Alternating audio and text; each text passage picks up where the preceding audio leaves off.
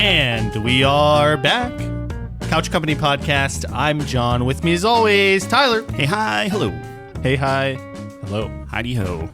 Hi ho. Is that the Snow White dwarfs? came out. Yeah, Snow White came out. Did it recently. actually? I think it did. Did it bomb? Like everyone thought it was? Did you look it up? Yeah, I'm going to look it up right now. Rotten Tomatoes? Yeah, I don't know. As always, in Couch Company form, we have a rock solid plan of agenda items and immediately derailed in the first 5 seconds. That's fine. And we're, man. This was the one with the chick that was like kind of hating on Snow White. And then they were doing like the CGI dwarves, and then they switched, and then...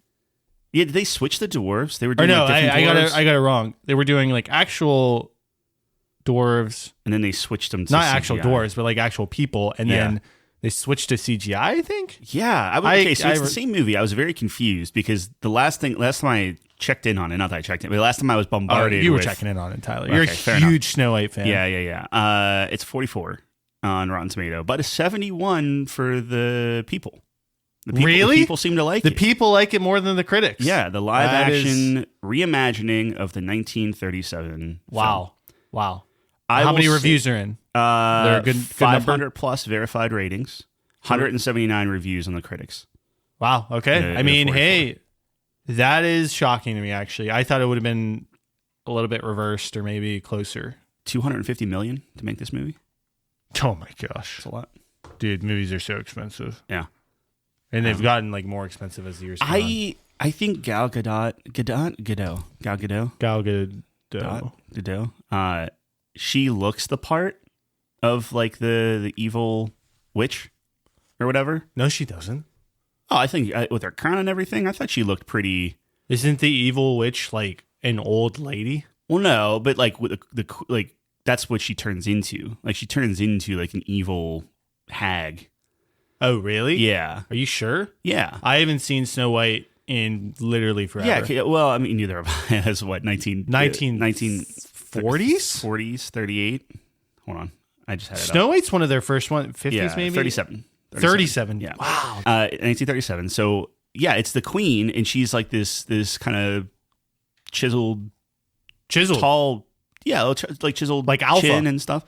Alpha, yeah, like an alpha queen. Okay, but she talks to the mirror, and she's like, "Hey, who's the fairest? Who's the fairest? Not and you, he's bitch." Like, oh, well, no, he always says her. Oh, okay. Until, you know what? Snow White's of age. We can say she's hot now. I guess. I don't know. Yeah. And then she goes after. So the whole mirror thing doesn't come from Shrek? No.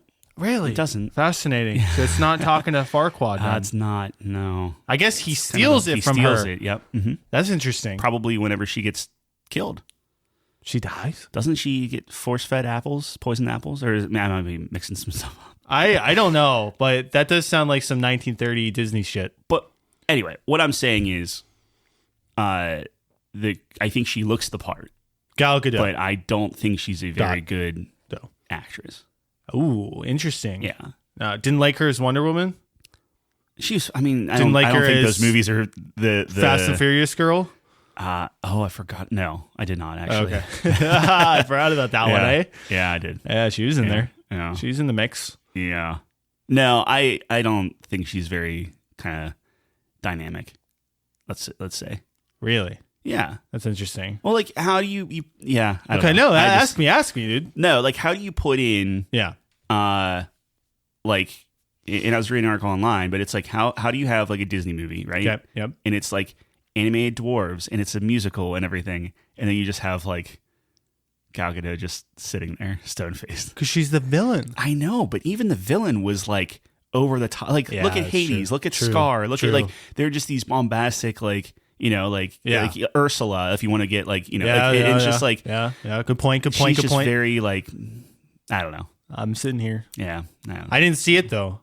So, I mean, you didn't see it either, so... I did not. I can't... you can't judge that. Maybe this is her breakout performance. It might be. Maybe that's why it got up to a 71. It's like, hey, this sucked, but the villain... I'm going off of the few clips that I have seen. Of course. As a true reviewer. Yeah. Just a little bite-sized thing. Yeah, right. I will say, because it's like Snow White comes in and she's this kind of like, she's not meant to look like super pretty right? Like she's not no makeup, no whatever. It's just like, hey, you're just in there. She's wearing frumpy clothes because she's part of like the lower class type of thing, right? I don't know. Okay, well, I'm just saying that makes sense. Though I think that sounds right. Like that sounds right. You're looking like that, and then like I don't know, kind of like a Cinderella deal. Yeah, but although Cinderella was always hot, and then even though she's like, I'm going off the cartoon at this point, but yeah, her sisters were not. They were not at all comparatively. No. But they were jealous of her. Her mom was pretty smoking. Was that her mom? Isn't she like a stepdaughter or something? Ooh. That's why they hate her? Like, they hate her for some reason, right? Yeah, maybe it's like a stepsister.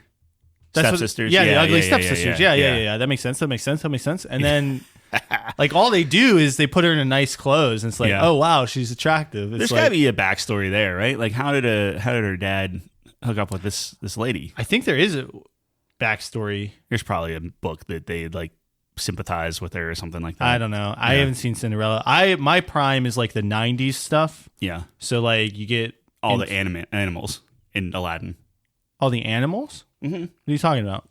Like your Jungle Books and your Lion Kings. Yeah, your Jungle Books, Lion Kings, Little Mermaid. Yeah, and I guess that is a lot of animals. Yeah. That's Pixar, but yeah, sure. Okay, but it's still that yeah, Aladdin. Yeah. Beauty and the Beast. Cinderella had a bunch of animals. Mulan.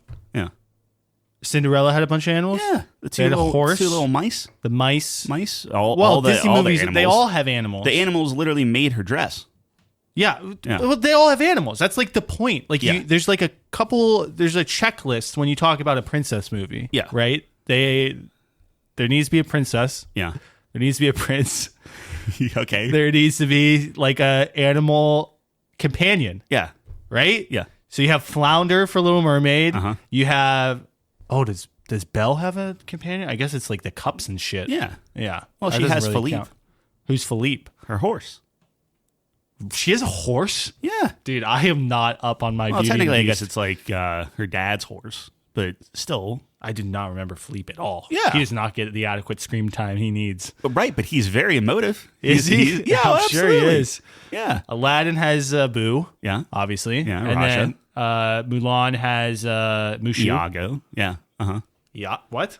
No, I was still listing off animals in Aladdin. You just skipped over I was saying Raja like and the Iago. primary like best friend to the main character. But you said, originally you said princess, so it'd be Raja, not Well, Abu. it depends on what kind of movie. Like obviously Aladdin he's trying to become a prince, and then the other ones they're trying to become a princess sort of deal, it's right? Princess Jasmine, so she's always in the princess pantheon. Okay, fine. She has the tiger. Do you think she also gets jurisdiction of Abu once they get married?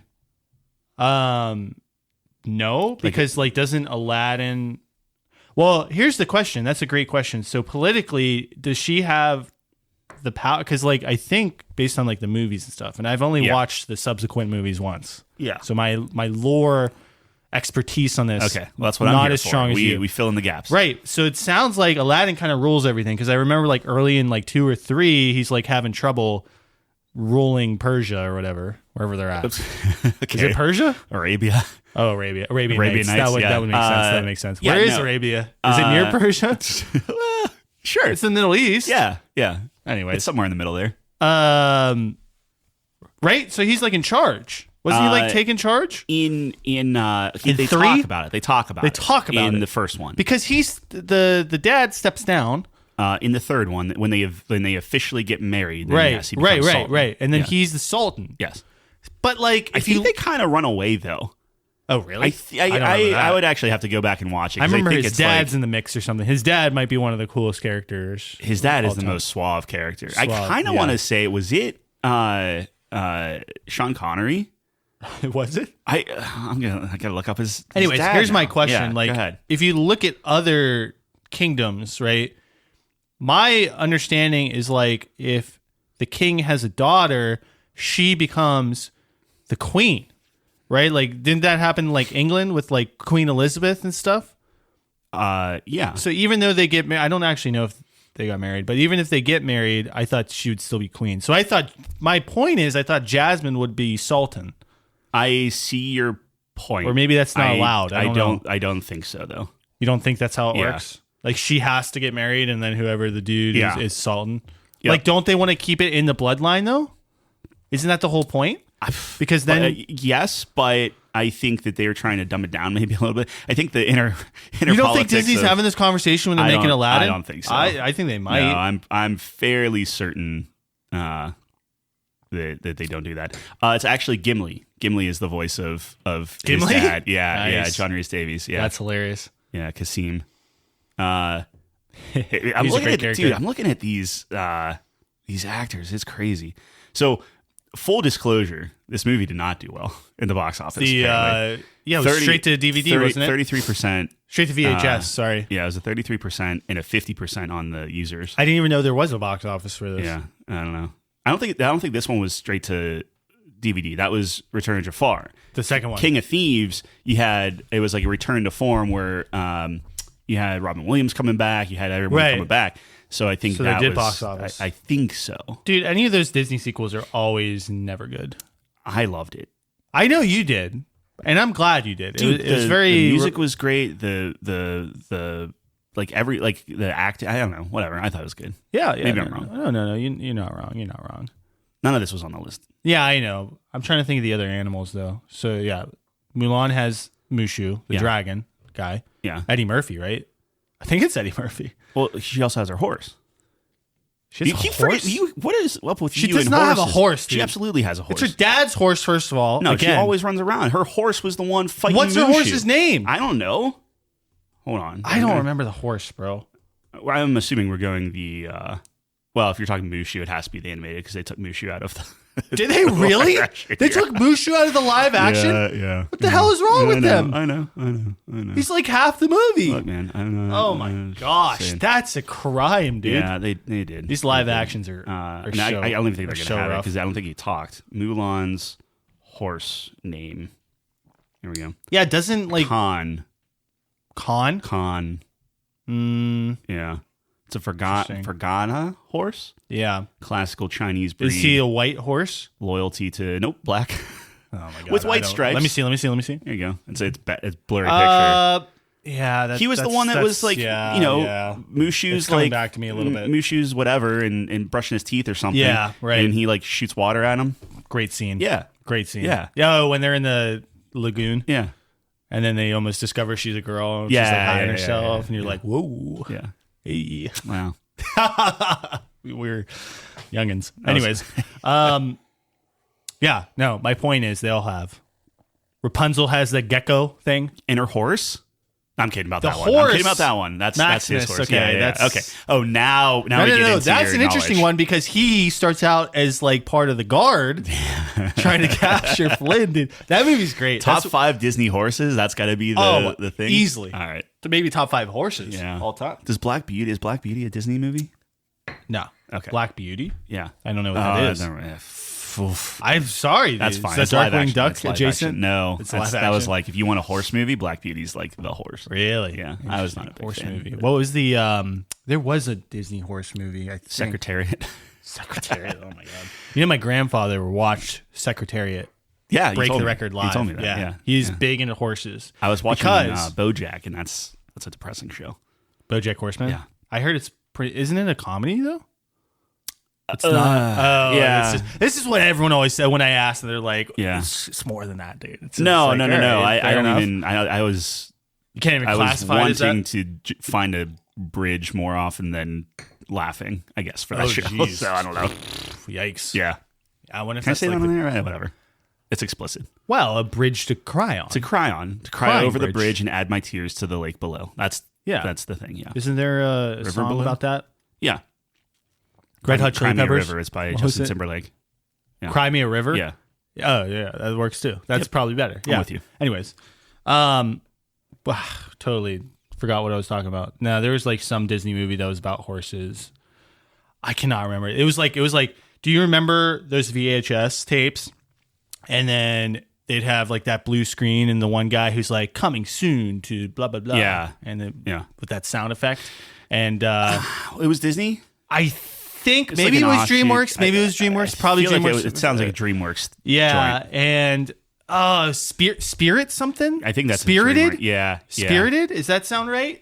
Spirit Airlines? That certainly sounds like It was about horses, man. So There's just a first bunch of off, horses. Spirited, it might be like Spirited Away or something like Spirited that. Away is a anime movie. Okay, and Spirited is the holiday music comedy with Will Ferrell and. Dig, dude, my brain is hold on, betraying me today. Let me see. Disney horse movie. It's like something Spirit.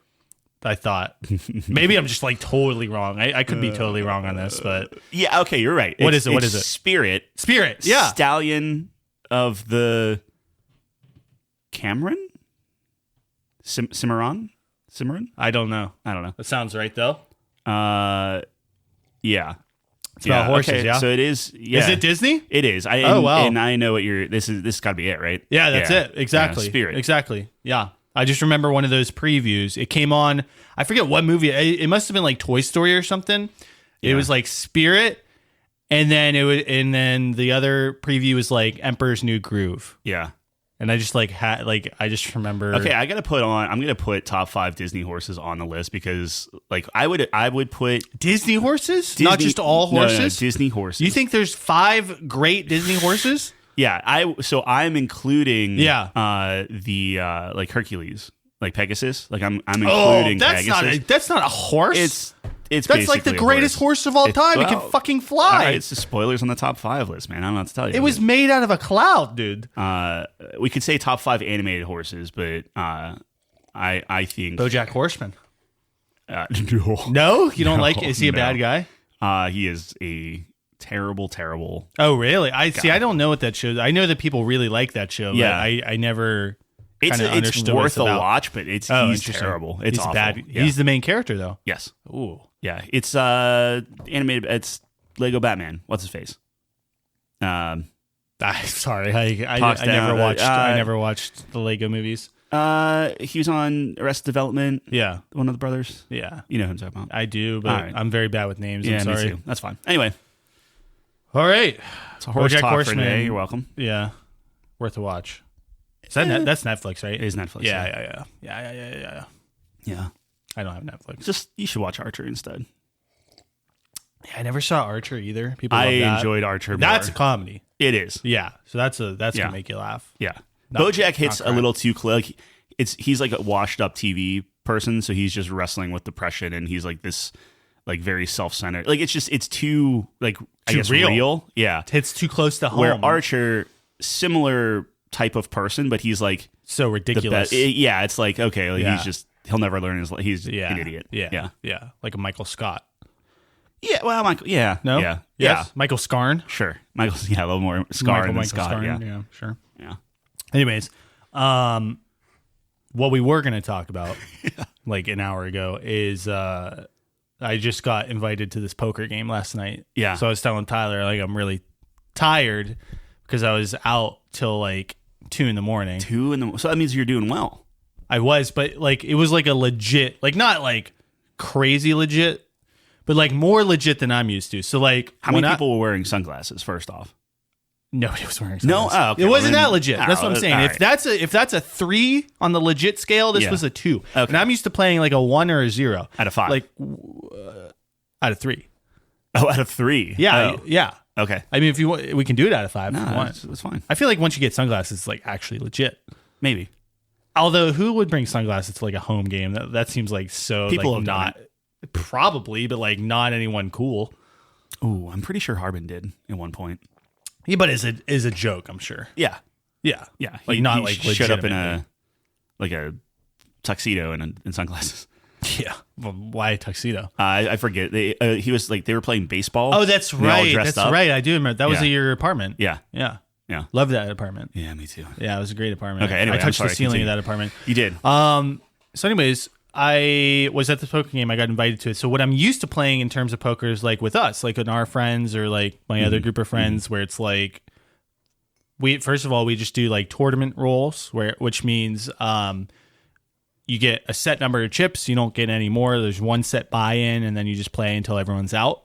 So that's the tournament style. This was a cash game, which is more common when you're like playing quote unquote seriously, which you buy in for a certain amount, and then your chips are worth like certain amounts, and then you can keep buying in as long as you want to. So you could lose infinite money technically. Huh. I like tournament style better because you just like, to me, it's more fair because everyone bought in for the same amount and no one can keep reloading. Yeah. In terms of that, it's harder to kind of win though, because obviously if you get unlucky early, right, you're just in a hole. Anyways, so I got invited to this game with my one buddy, and it was really strange because, like I was saying, it was a little bit more legit than what I'm used to playing, but it was also with like, this is like the first time in a while I felt like an adult. And I'm 28, so I should feel like an adult, but like I don't feel like an adult. Okay. Hardly ever. Sure. But I was playing with my friend's dad and then his buddies. And like, I've known a lot of these guys because I went to high school with this guy. So I've known a lot of these guys since I was a kid. But I like caught myself calling them like Mr. X and Y or whatever. Okay. Because like that's how I've always addressed them my whole life. You know what I mean? Yeah. And they're like, oh, no, call me first name. And it was just weird. I was like, holy shit, like I'm kind of like an adult now. Yeah. Like I am old You're enough. at the big kids table. I'm tall enough to ride table. Yeah. the roller coaster. Yeah. If you will. The proverbial roller coaster of life. So anyways, we were playing this game and then like, so when you get invited to a new game, right, you kind of like don't want to just kill everyone because you'll never get invited back. Right. But I just kept winning all these hands, bro. Like by the most stupid fucking. Yeah. Like I was trying to give action, right? Yeah. Like I don't want to be like a super nit, which means like you just fold until you get the best cards. And then, like how I play. Exactly. Yep. Which is the smart way to play. Sure. I was like trying to play a little loose, trying to have fun, give some action, getting some pots. But then I just kept rivering people. Like on the river, I just beat them. Like I had a full house over trips like twice. I hit a flush on the flop like a couple times to beat people. So I won a lot of money. I felt so bad about it because I was like, dude, that's great. They're gonna think I came in here like cheated or something. Like, and I'm not that good at poker either. Like I was just getting lucky. Like it was super like beginner's luck. Yeah. So anyways, it was fun though, but it was a weird experience. It was like kind of legit. I was like, they had like everything like super formal, right? They had like 2 decks. They had a cut card and like you had to put it on the bottom so you weren't bottom dealing or whatever. Interesting. Not that they were like, again, this isn't a place where like they're going to break your legs or anything, but it was like just a step up from what I'm used to. Yeah. You know what I mean? It's like the minor leagues versus a beer league. Do people continue to buy in and stuff? Like, how do you not Oh just my bully gosh, people? yes. What? How do you not just get bullied at that point? Like, can't they just like be like, oh, here's $500, give me all those chips? So again, like this is not like super high level serious. So no one wants that. But everyone's playing like they're buying in for like $50. Mm-hmm. I actually don't know. That's a good question. Like maybe you can't buy in for more than 50. Maybe you have to buy in just for 50. So you every can't time. go beyond 50. Yeah, each. and then you can only buy in again once you run out or something like that. So Okay. maybe that's how it was working. I wasn't super clear on that part because I never dropped below my starting amount. But, okay, humble brag. a Continue. little humble. Yeah. Anyway, so yeah, I think maybe that's what it is. But also just maybe it's just a gentleman's agreement. I don't know. Yeah. Okay. Yeah. But anyways, yeah. Yeah, no. Nobody was playing like crazy or anything, so it was cool. It was a fun time. Nice. Yeah. So are you going to get invited back then? Yeah, probably, but Yeah. it was just like that's like one of the things is like, your first time you're supposed to. I mean, you can do whatever you want. But Yeah. How many people played? It was like 9. 9? Okay, so this was a big game. Yeah. I think it was not maybe 8 or 9. So did you win everything, or people just kind of ended up like, No, okay, we're done? no. We were kind of done at like 2 because his wife kicked us out. She's like pregnant, so she was like, dude, you guys got to fucking leave. We're like, that makes sense. Yeah. No. Some people were like buying it. Like this one guy bought it like 4 times or something. Jeez, Yeah, man, it was he crazy. really wants it. Yeah. He was like, And you just kept eating it. Kept eating that yeah, money. he did. He Like, did. all right. He started to get like annoyed too. Yeah, It's like, I can imagine. That's when I start hating poker. Is like when Yeah. people start getting upset and stuff. Yeah. Which is me sometimes. Like I am not immune to that, and it's like, I hate when I'm like that though. Yeah. I get super competitive though. You know what I mean? I keep getting invited to my cousin's game, and it's always in like, Justin. yeah, and Nice. it's always like, oh, I always have plans. Yeah. And it's so You got to go, dude. It's a little intimidating, yeah. It is a little intimidating, but I was like, you know what? Like, I'm trying to try new things and get out of my comfort zone a little bit. That's why I let Jeff eat a bite of my sandwich, even though it destroyed me. Still thinking about that. I think about it every night. Yeah. I'm going to be honest with you. I wish I had that bite back, but you should have seen the look on his face. He was so happy. It was like how many? It was pure friendship. So I guess you'll never get that unless he gives you a bite of his. He's given me a bite of a lot of his things, which I appreciate. But I always feel bad when I'm taking a bite out of. Yeah. Because I put myself in their shoes and I'm like, well, if I was him, like for example, our last D&D session, he gave a whole piece of his pizza to Dwayne. Uh-huh. And I'm just like, that's a crazy move. What if you're hungry later? Like what if you're sitting there later and you're like, man, I'm one slice of pizza hungry. I feel that, you know what I mean? In that relationship, and I could be wrong. Yeah. Dwayne and Jeff can correct me. Sure. I think Jeff has received more slices of pizza from Dwayne than Dwayne has received from Jeff. So I think it's totally probably fair. Although to stand up for Jeff, yeah, he did not eat all the pepperoni rolls. Even though Dwayne had 0% confidence in him, that's fine. That the pepperoni rolls would be there. It's not a dig on that. It's just I think I am slightly envious of that relationship. Yes. That is like we'll never get there. I just want you to know. We'll never get there. They are the bestest of friends, like in the whole world. Like you can't have a stronger friendship than that. I don't think. I still want to get vindicated on my shoulder. Were you there? You weren't there. So in book club, right? Oh yes, I'm not there. I was at church. We were all we were all in the hot tub together. Okay. And I don't know if you know this, but they have vindicated the song title. Okay. On their shoulders. They have matching tattoos. I think I did know that. Yeah. So I kind of want to get that vindicated on my shoulder. You just jump in there, just to be there. And I was like, don't even ask him. Don't even tell him. I already asked him because I'd be like, how funny would that be though if it was just like everyone? I don't know. Our shirts come off a lot, and it'd be like I should take my shirt off and I just have. The guy that has no tattoos. He's saying nothing about it. Yeah, just super chill about it. Yeah. Oh my god. The only stipulation, they were like, no, you can do that. Yeah. But the stipulation is, if that song ever came on the radio, you have to belt it out like everyone else. Like, is that what they do? Is that the agreement? That's the thing. Yeah. Yeah. I will not be partaking in that. That's fair. I put it on my Spotify list to learn the song so I could, I kind of knew it, but not enough to confidently belt it out. That's so funny. Yeah. Dude, I was at karaoke the other week. So I got invited out again. Yeah. Part of my, you're saying yes to everything. I'm just saying, yeah. You ever see that movie? Yes, Man. Yeah, it's very good. That's a good movie. Yeah. Who's the girl in that movie? Zooey Deschanel. Yeah, she's so hot. Yeah. By the way. Yeah. She's she's a top 5 for me probably. Oh, interesting. Is that New Girl? Yeah. Yeah. Yeah. It's what is it? The Hitchhiker's Guide to the Galaxy. She's in that as well. I've never seen that. That's also a very good movie. I thought that was a book. It is. Is it a better book or movie? Ooh, I never finished the book. It's kind of weird. There's oh really? Dune versions weird? of it, and they kind of there's an anthology thing. I'll tell you what, the best way to quote unquote read or experience that is audiobook, and it's Stephen Fry narrates. Yeah, you like Stephen Fry. I like Stephen Fry. He's one of your guys. A little bit of Fry and Laurie, which is Hugh Laurie House. They had a comedy show together. Really? Yes. It is not what I expected. Really? Yeah, no. Stephen Fry's great. Yeah. He was in V for Vendetta. As who?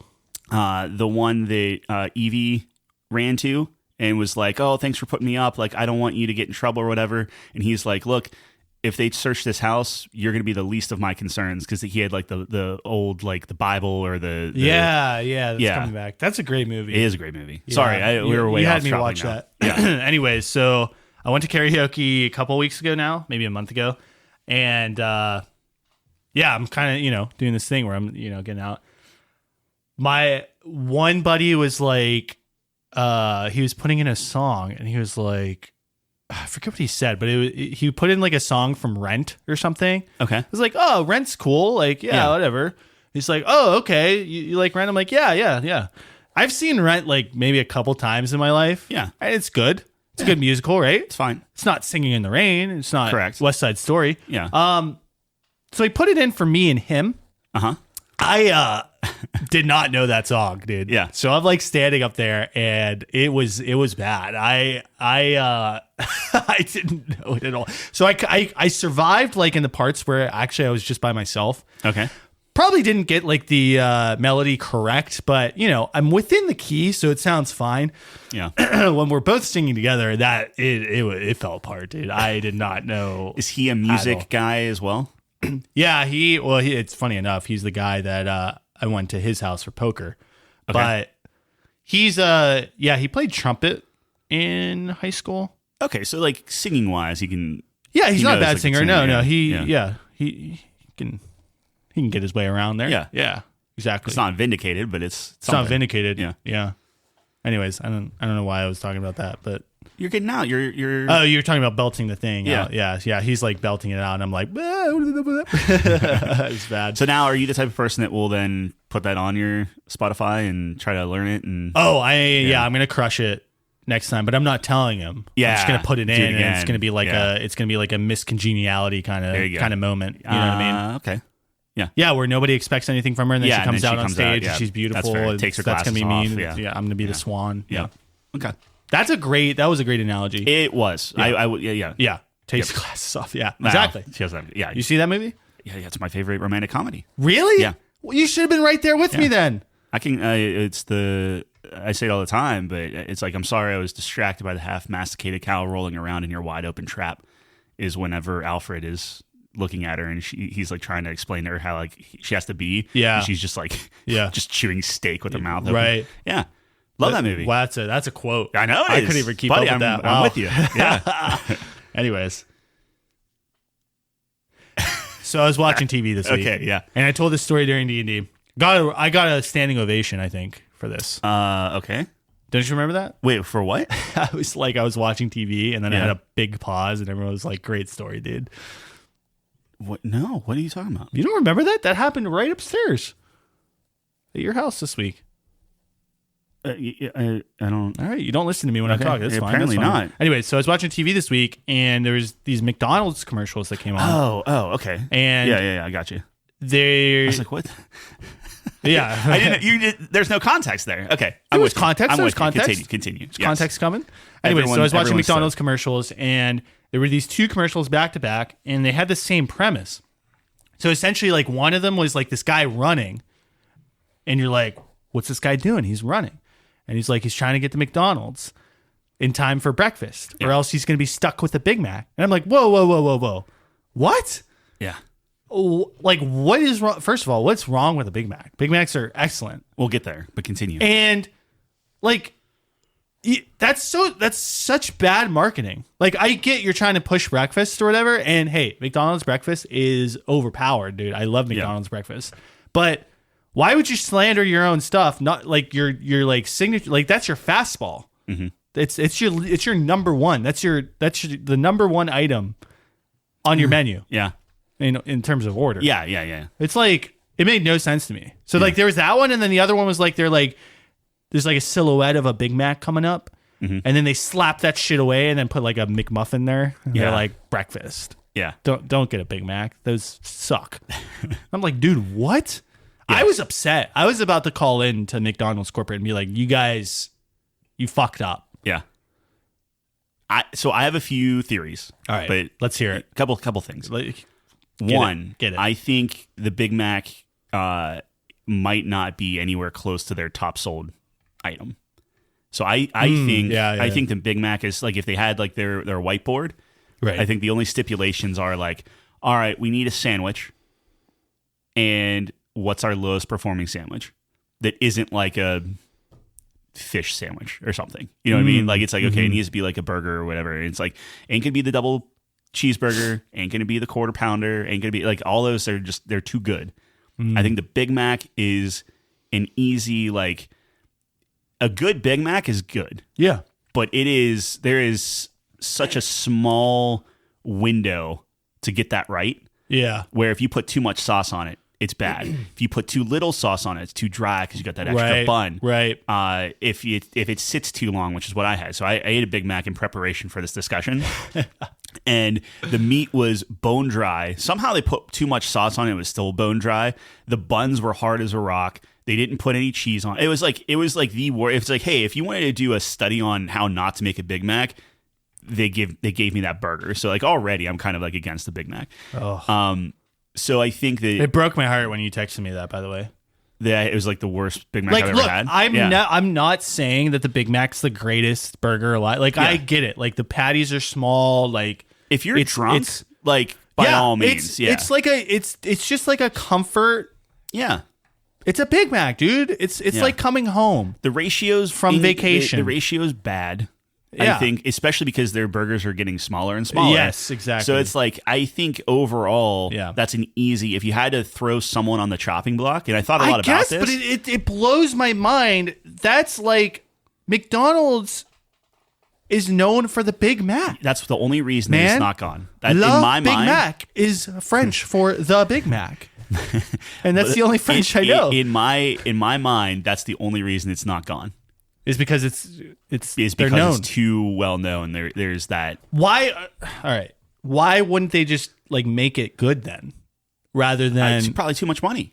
I guess they make it good, and then they increase the price, and then no one buys it because it's too expensive. I don't know, dude. It's already expensive. That's already expensive. You don't get a Big Mac if you're trying to save money. I spent 6,000 of my 37,000 points or whatever it was on the app to get a free Big Mac. That's what I'm saying. And that's the highest tier. But I am legit angry that I spent that. Yeah.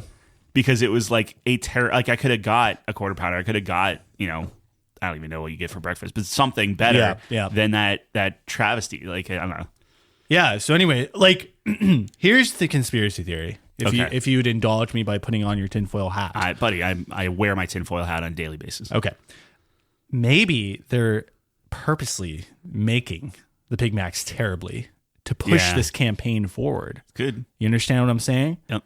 They're just dumping the Big Mac, which is maybe the worst move ever made. Sure. Like, that would make me very upset if the Big Mac went away. They need to go one way or the other. They either need to make like the Mini Mac and just make it small, like all around smaller, and just make it like a little, like put on like the $2 menu or whatever menu they have, and just get it off of like the it'd just be like a primetime thing, McDouble, but with Big Mac sauce in a half a thin bun, exactly, something, Or it's the same patty. So I thought you were going to give me another option there. You said they either need to do go the other way, and now it's your double quarter pounder, find some. I'd rather middle them ground. do that and make it more expensive. Yeah, make the Big Mac great. Sure, just make it great again. I don't know. I Wendy's is a better number one. I know, dude. Wendy's burgers are Cheat, unstoppable. though. They kind of cheat because their number one is a Dave single or double or triple. Yeah. It's just like don't hate the player, hate the game, dude. Hey, hate the game, man. Yeah. Hate the game. It's part of the game. The only game I truly hate is Subway, and I think I've talked about that already. But I their had numbers Subway. They're terrible. What? The numbers. The numbers. Okay. Yes, it's just like it goes from like 29 to 16 to like why? I think they're player numbers. Sure, that's the stupidest thing I've heard. What's the 23? Isn't that Michael Jordan? Sure, I don't know. Yeah, who cares? I care about Michael Jordan. They call it the Michael Jordan. Do something to relate the numbers. Then that might be like a infringement. Probably on his likeness. Okay, so you're already kind of not doing it correctly, and you're already being kind of gray with it. Yeah, a little hint. Just give us a number, like a true number. Maybe it's like a subconsciously. Yeah, it's dumb. You think so? Yes. Yeah. Yes. Yeah, probably. Maybe. Unless Michael Jordan is coming to Subway and saying, this is my concoction. I'll tell you this. They should do that. Yeah. They should do that because, like, you have those, like, sandwich places where, like, the sandwiches are named after people. Yeah, but they still have their numbered thing, and then they have, like, the secret menu or whatever. The Larry David. Yeah, exactly. With whitefish and... Yeah, that's what they should do, 100%. Yeah. But I think I don't know. Maybe they're not even doing that. That's just my thought. I will tell you this, though. Nobody goes up and says, hey, I'd like a number 71. Right? No, and the kids working there, it's such a high turnover. They don't know what it is. They have no idea. Yeah, it's dumb. No, I say I want. I don't like that so it's like they're making your sandwich, right? Yep. And then they added the glass, right? So like no one can like sneeze on the stuff. totally fine. That was a But addition now, a long time ago. now they have kind of like this like metal shield. Oh yeah, so you can't barricade. even see so what. you can't breathe fire on it. Well, so you can't see what they're doing. Well, they do that so they have the instructions. Hey, here's an idea. Train your employees. Oh, Just throwing it out there. sure. You know. Hey, I'm with you. Yeah. I'm with you. Back in the day, my sandwich artist, as they were called, and maybe still are called, Probably. had them all memorized, man. I know. I got the spicy Italian. They knew, bang, that's a pepperoni, salami. Well, that's the thing is like, what are you hiding? That's my thing. Is I Meat don't care if you have like, is what they're exactly. hiding. They're hiding the meat. They're hiding what the they're meat. doing. They don't. I know. They're shuffling. I don't know. I mean, we know that they're just smoking weed in the back room. You think so? They're doing something back there. Yeah. They're hanging I out. felt bad. There was this woman working there. Yeah. And then there was like a guy, so she was helping him out. And then the other Subway employee pokes her head out. She's like, "You need help?" And I'm like, "Just stand there." And she's like, kind of wants to say yes, but she doesn't want to burden her. And then she just walks away. That's her fault. That's her fault, man. I don't know. That's a Sally DeFazio move. It's a Sally DeFazio I love move? my mother, but like, look, she'd be the first one to put all that burden on herself. Yeah, she was like, Don't do that. Yeah. No. And I was like, oh, She could have said yes. Could have said yes. Yeah. I was patient. I'm a patient guy. Well, yeah, sometimes. she lucked out, but Yeah, I that was like, I'm easygoing. that's a bad thing. Yeah. Subway, it hit the spot though. I do like Subway. I think it gets a worse rap than Which Subway did you go to? Mount Nebo. It was, that was on my way to your house. Do you count how many cameras are there? 7. It's crazy. I don't know. There's honestly might be there pretty 7. close. Yeah. Wow. There's like They want to make sure, there's dude. a ton of cameras. Yeah. Yeah. I don't know. At least I don't know. I didn't notice that, but I miss the Quiznos there personally. oh, I do remember there was a Quiznos there. I was just like I was thinking like when I was in line, they have all this space, and I like there's no way anyone ever comes in here and sits down and eats, right? Chelsea and I do all the time. Really? Yeah. Because we go there Stand and then corrected. we go over to Then you go to Target Target. and do the whole Yeah. lap. So honestly, we mind. might do that today. I stand corrected. Yeah. I'll take a picture next time. That'll be the thumbnail of this episode. The thumbnail of this episode is Subway, the inside of Subway with the just, like, 7 just hanging cameras. out, yeah. Anyways, you have dbrand. I got a dbrand. Yeah, so I just wanted to call out dbrand makes a very good phone case and screen protector. Okay. So they say you don't get fingerprints on this thing. You do, but they wipe off pretty well. Nice. And I really like it. And the dbrand case itself is flush with the screen, so it's a better swiping experience. So I originally had the Apple. So I have a iPhone 16 Pro. Yeah. And this is a much better case. I've actually already I haven't dropped it.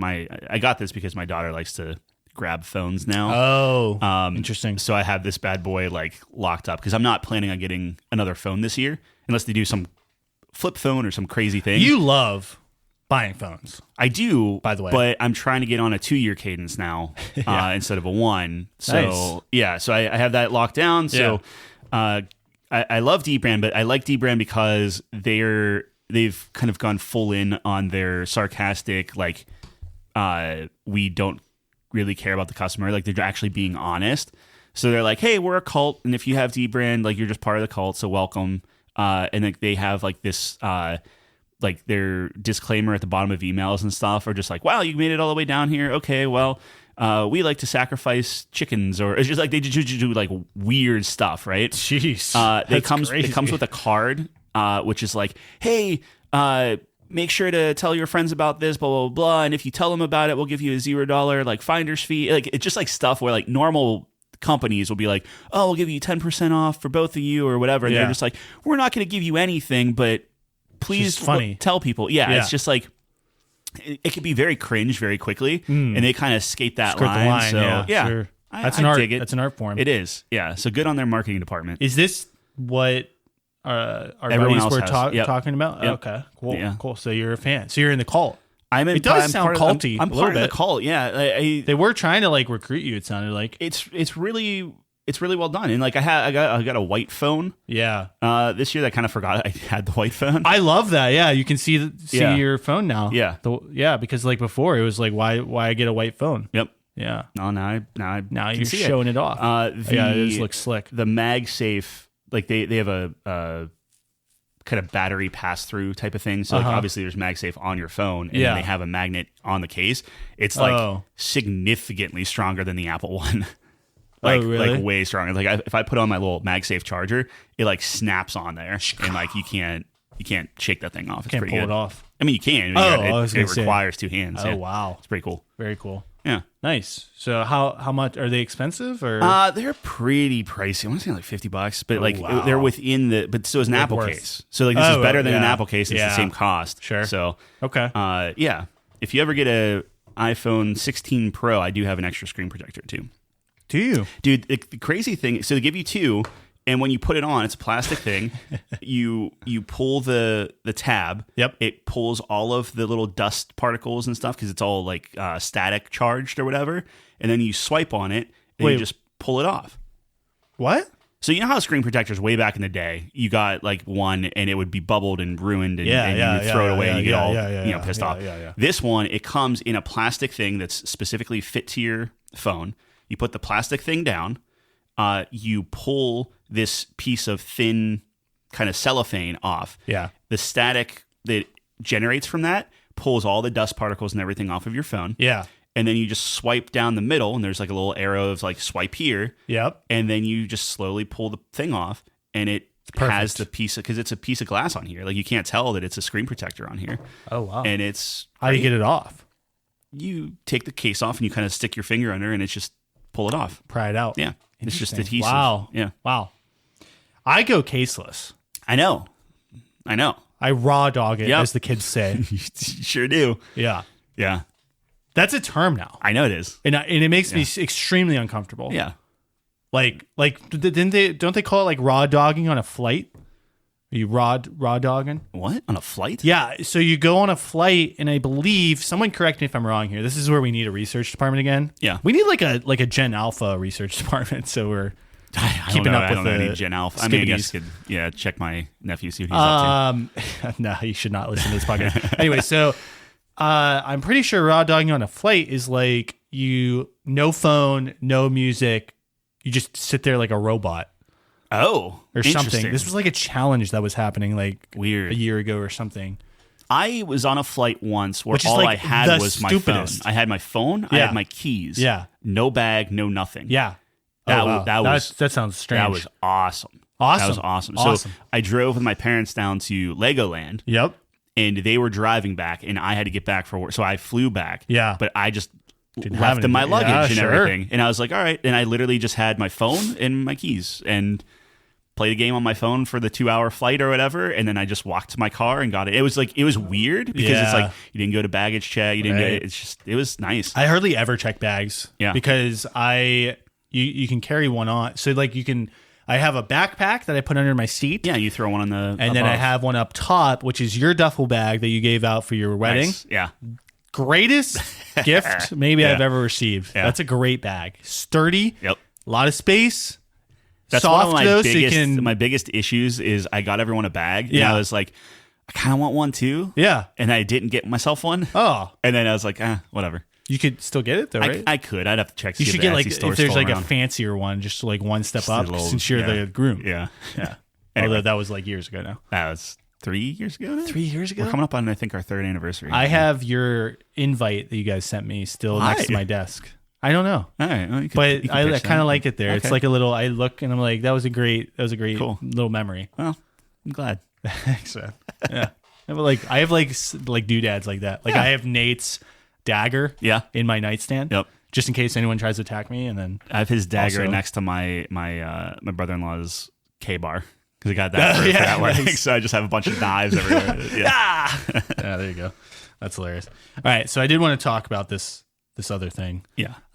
League of Legends. You might have heard of this. Occasionally. It's a video game made by Riot Games. Mm-hmm. People love it or hate it. Actually, everyone just hates it. I was going to say, I don't know anyone that loves it. I've never heard anyone say I love League of Legends, but a lot of people play it for some reason. Yeah. Anyway, so back in the heyday, and by heyday, I mean my heyday of League of Legends, which is like I started in 2015 in the fall. And I'll never forget, like, I watched Worlds, which is like the World Championships. And if anyone remembers who's listening to this, Balls, That was his name. Balls. He was on Cloud 9. Okay. He was playing Darius, and he got a penta, like at the World Championships, and it was like it's like one of the most famous plays. Yeah. So that's why I wanted to play Darius. So like I was playing Darius for a long time. Anyways, so in my career of like I was really into the professional scene, and I would watch them all the time and stuff. My favorite player of all time was Doublelift, and he was an 80 carry, and that's why I switched to 80 carry. Okay. Because like he was just my favorite player. So like any team he was on, I would root for. So like TSM, and then he went to Team Liquid and all this stuff, and it was super awesome. Anyways, like I would be up like so like the World Championships would be like in China or Korea. I'd be up at like 4 a.m. watching their games, dude. Like one of the most hype experiences of my life. They were at a tournament where they were playing the previous year's world champions.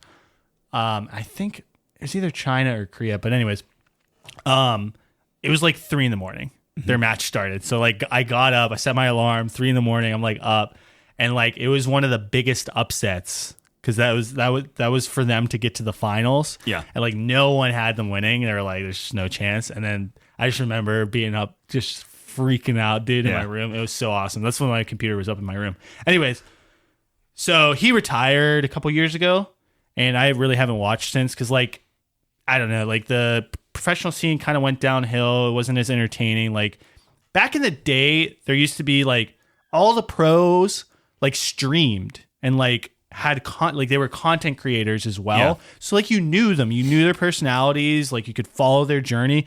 Like, and then it kind of morphed more into like traditional professional like kind of sports where it's like they're just focused on the game. They don't have any social media presence except for like the stuff that their organization is doing, which is like super cheesy and fake.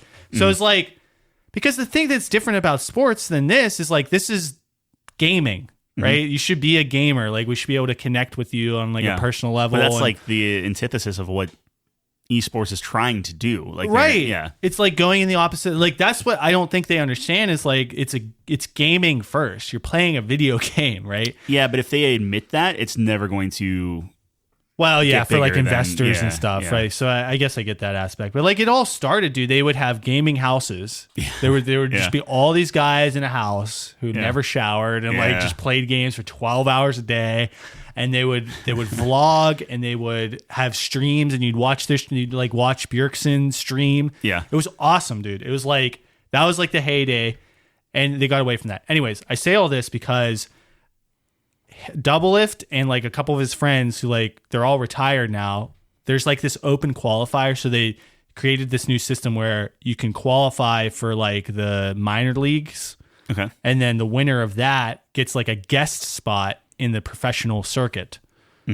So they had like this open qualifier, and they were like, oh, this will be funny, and if we just all came back and just formed a team, just randomly did this qualifier and like streamed everything. It was like for content. Yeah, they won the tournament, just everything. So now they're in the minor leagues. Yeah, and if they win that, they could make it to like back to the professional scene. So it's like this crazy thing that's happening where it's like, so I'm super hyped. Sure. Is that even a possibility? What? That they win? Yeah.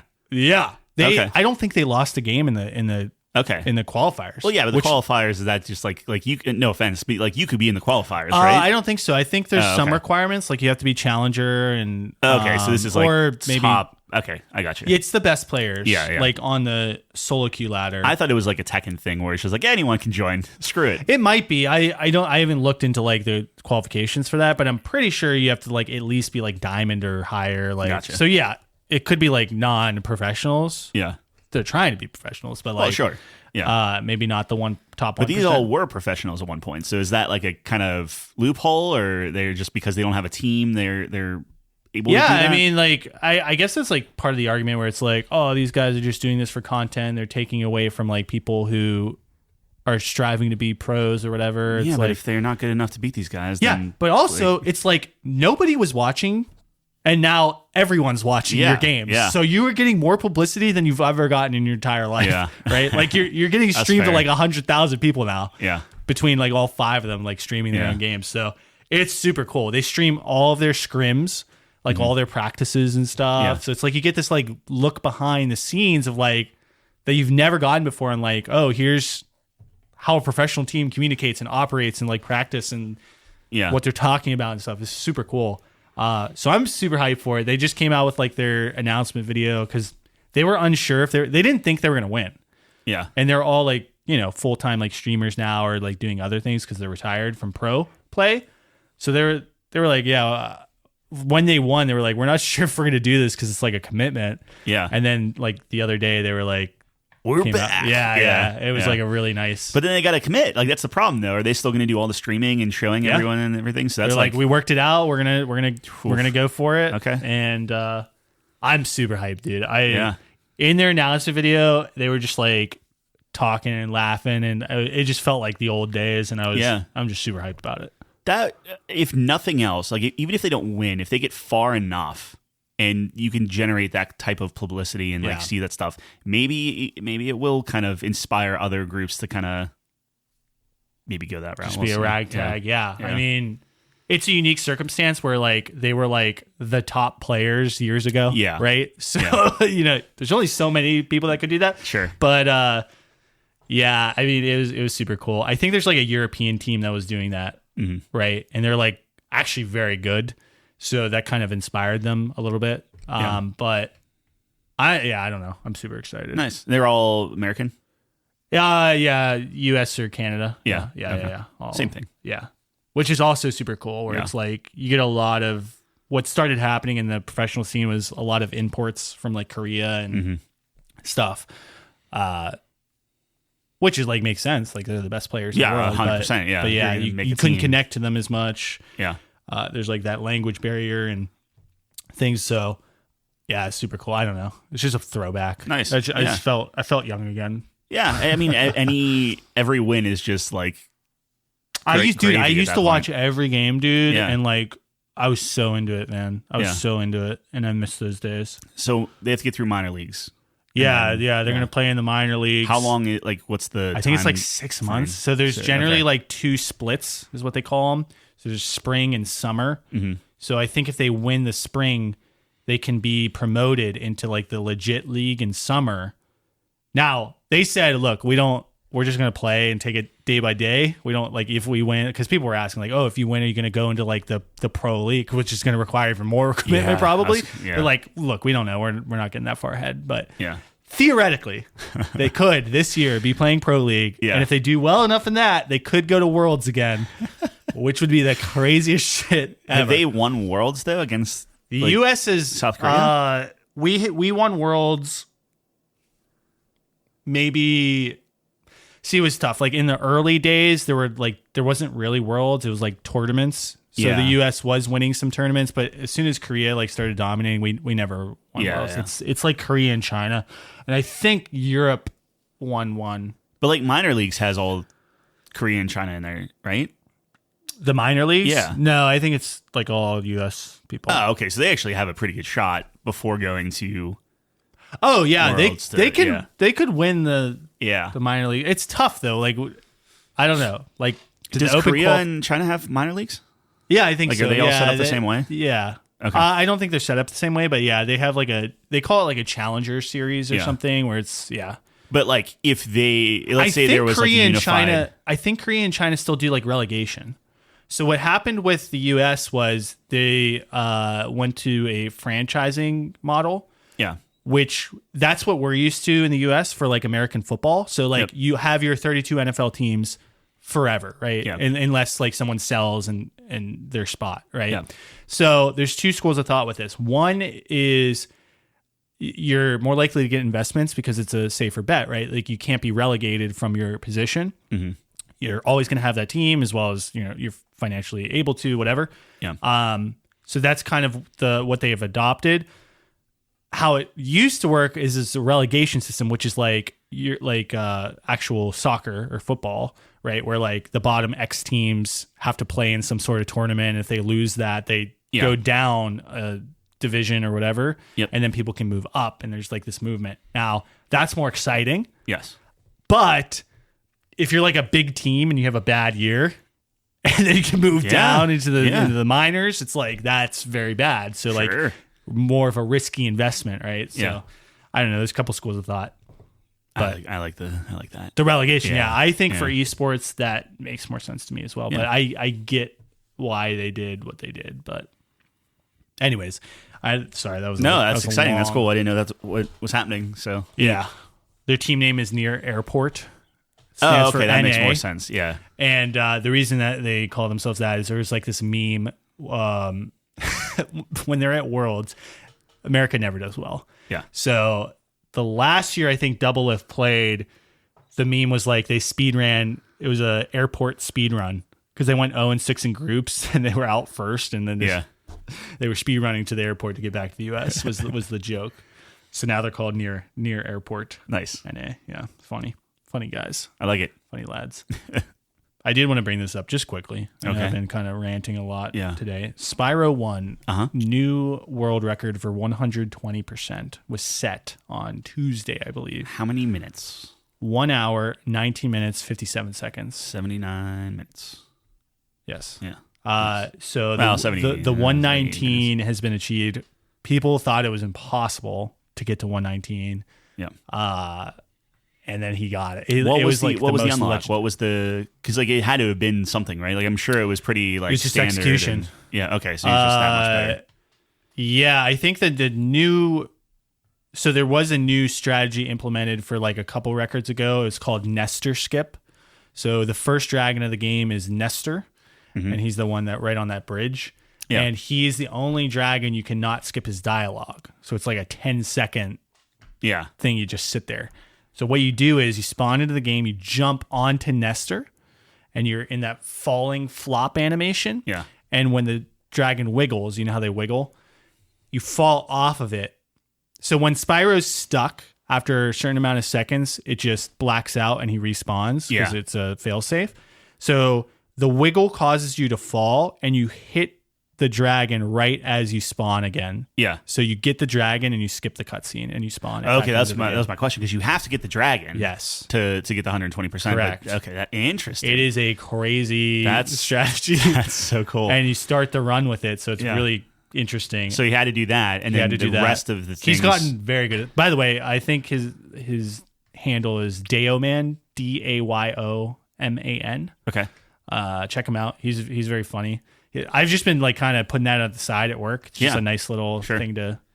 But that's interesting. Keep So it really is just like, that he uses all the same strategies that other people use too, or he used He or is whatever. the best Spyro 1 player in the world, so he's been kind of holding on to that record for a while. Yeah. Someone just beat his any percent record, so that's what he's doing now to try to get that back. But yeah, he's by and far, I think, the best Spyro 1 Nice. player. I mean, that's cool that there's still people that can kind of like give him a challenge. Yeah. No, there's a couple people in the mix that have gotten. Yeah, I think someone got close to his record, but now the 119 is like that might never be. We might have witnessed the fastest Spyro 1 Yeah. time ever. How? To Is there a cutoff? Is it like 100th of a second or something like that? Like what's the it goes to like 100th of a second. I think. 100th or 10th? 10th maybe. Is it 10th and 100th? Yeah, I think digits. it's 2. Yeah, it's a 10th of a second. I think so. Yeah, I'd have to look Yeah. at it again, but it's crazy. Wait, no. Yeah, no. So it's second, and then 10th of a second, and then 100th. I think it's the 100th, Yeah, maybe. of a second. Okay. Yeah. Yeah. It was a crazy That's awesome. run. Have you ever had I've had 3 records in my time as a gaming person. You have 3 records? I had. I mean, they're crushed. Speed running records? Not speed. Well, it's speed score records. Stuff like that. For what? The Splinter Cell Blacklist. There was a level in Splinter Cell Blacklist I just really, really liked. Wow. And then I got the record on that one. Wow. It was like time to beat or score? Or? It would be It's score, like on that I one. see, I yeah. see. But the time is, I think in Splinter Cell, the time had a factor in it. So it was like Yeah. speed, time, like whatever. Sure. So it was that one. It was Mr. Freeze in Arkham City, like his challenge room I had. And this was like opening night. So within a day I was crushed, but I felt really good at the time. Yeah. And then Tembo the Badass Elephant. I the very first board I was top for actually quite a. It was me and one other guy, and we just kept trading. What game? Scores? Tembo the Badass Elephant. That's the game? It was the game. Oh, yeah. wow. It was its first board, and not a very good. I fell off pretty quickly on that game, but that first board, just because I had the highest score, I'm like, this was easy. And then the next guy beat me, and I was like, well, I gotta. And then we just kept trading and kept getting higher and higher, and it was pretty fun. Wow. Yeah, that's awesome. Yeah, I don't think I've ever had a record like that. I'm sure you had. Those things were so dumb, and like I was beat within 24 hours, like less than that, probably 12 hours, and it's gone. But I remember my one buddy was number one in StarCraft 2 for like a hot second. Yeah, because he was playing Zerg. Yeah. And he was Zerg rushing. So when the new season started or whatever, he was winning games so quickly that he got to number one. Yeah. And then he got crushed. Awesome. But yeah. My one manager from GameStop was, I don't think he was number one. He might have been one on certain songs, but he got really into drumming for Rock Band. Oh, yeah? And like really. Wow. And he was extremely high up there. Dang, dude. Yeah. People were super into that. Yep.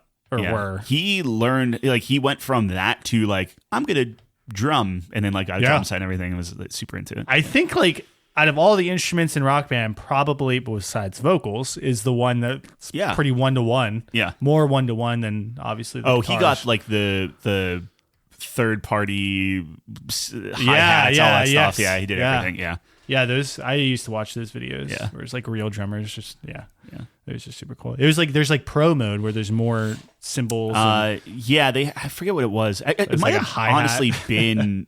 Yeah, well, it was several of them. Like it was crazy. Yeah. That's cool. Yeah, might have been Mad Cats. I'm terrible at drums.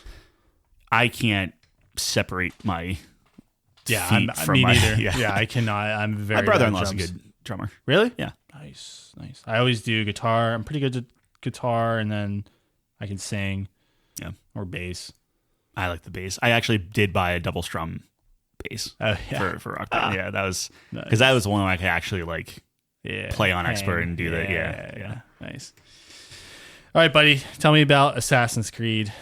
Yeah, the new Assassin's Creed came out, and a couple things on it. It runs really well, like on PC. On PC. Well, actually, on everything.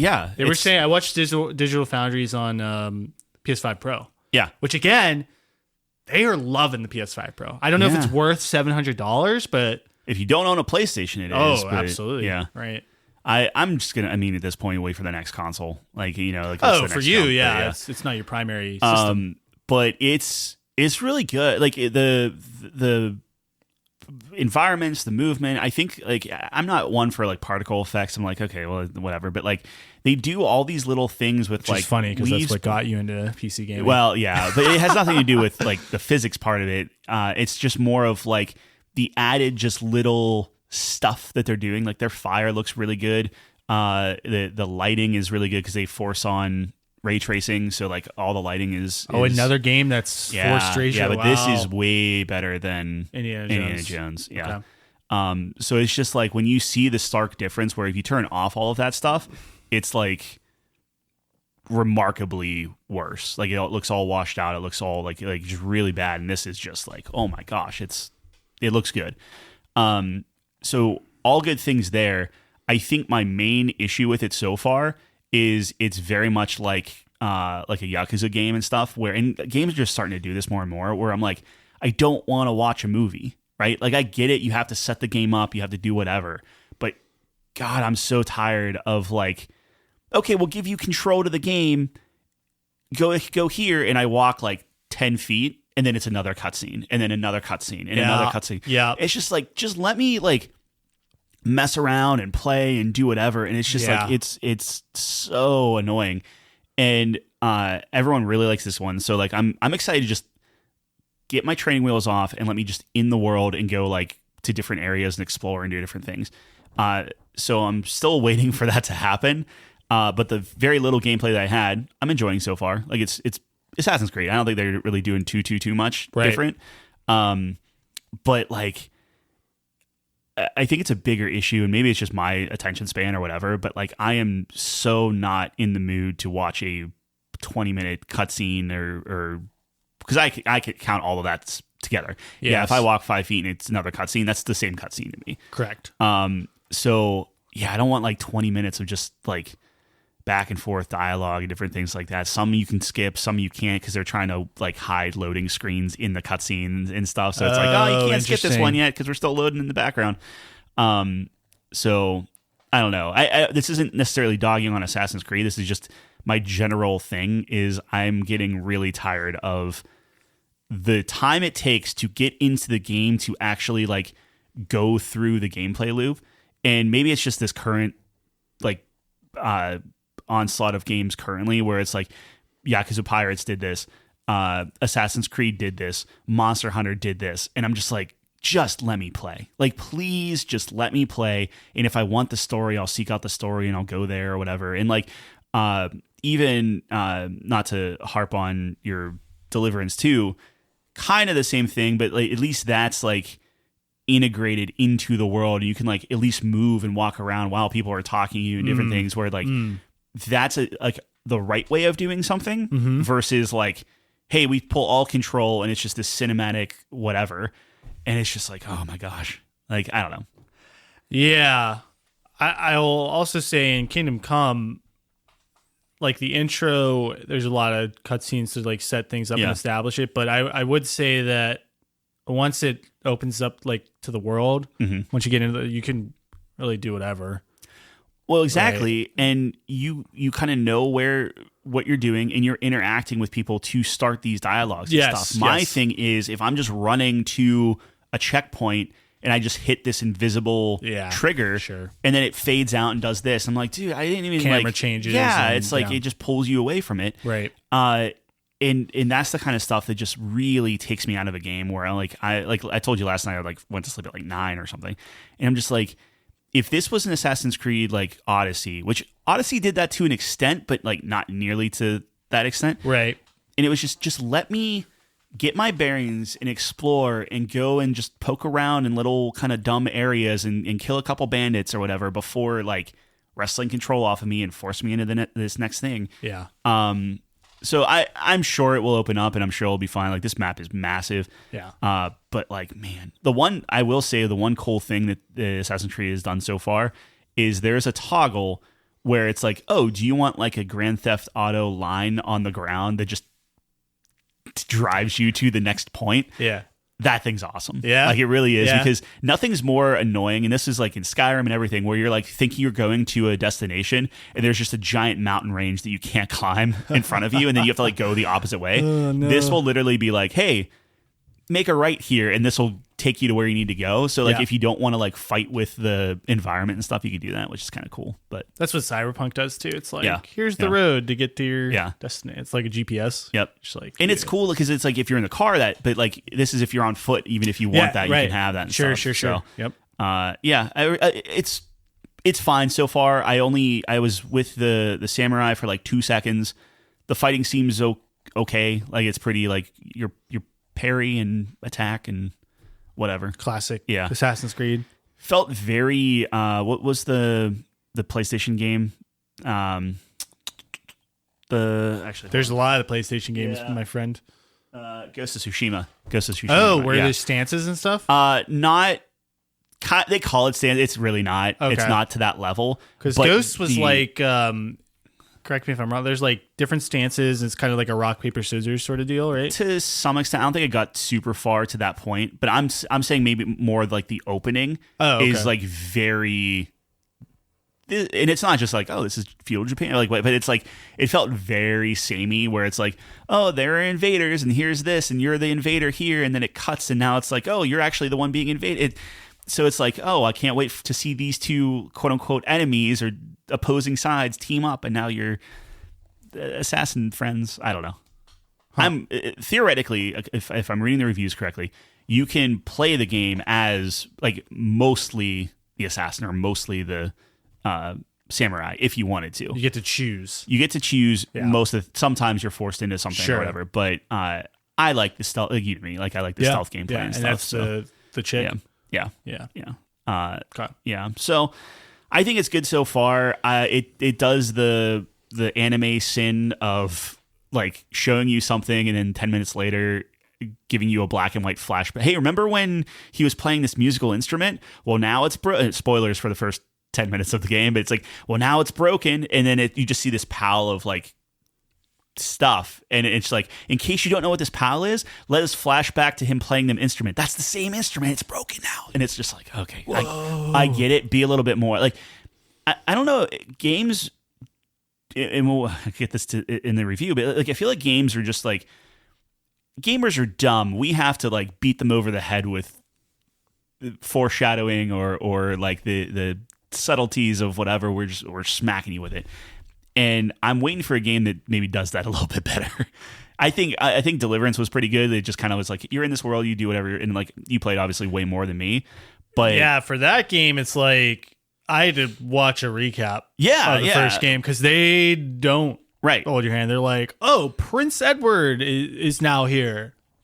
Who the fuck is this? Yeah. Or like there's this shoot, what do they call it? There's this priest that shows up. Like there's this one point where it cuts away. I guess kind of a spoiler. I don't know, but you play as a priest for like a section. Oh, okay. And he's like banging some chick, and he comes out and he's like hammered, and it's like, who is this guy? Huh. And then two other guys come in, and then that's when I was like, I put it down. I was like, I have to watch a recap, and I'm like, oh, these are like very important people to the story. And if you played the first one, you know, like you would be so lost. So maybe that's not what I'm going for, but it's like the themes or the writing. What I'm saying is they don't hold your hand at all. Like they don't give you a big flashback and like monologue about like, hey, here's who these people are from the first. Like, but a flashback to a previous game is one thing. They like, do that a little bit with like when his like dad dies or whatever. Remember in the intro, he's like having hallucination, which I thought was a clever way of doing that as well, right? Because it still kept you within the game. You're like walking through the woods while getting this kind of cutscene and but it also doesn't like over explain. It's like, hey, I like what they do there because they're essentially saying if they are interested in going back and exploring more about the first game, they will do that.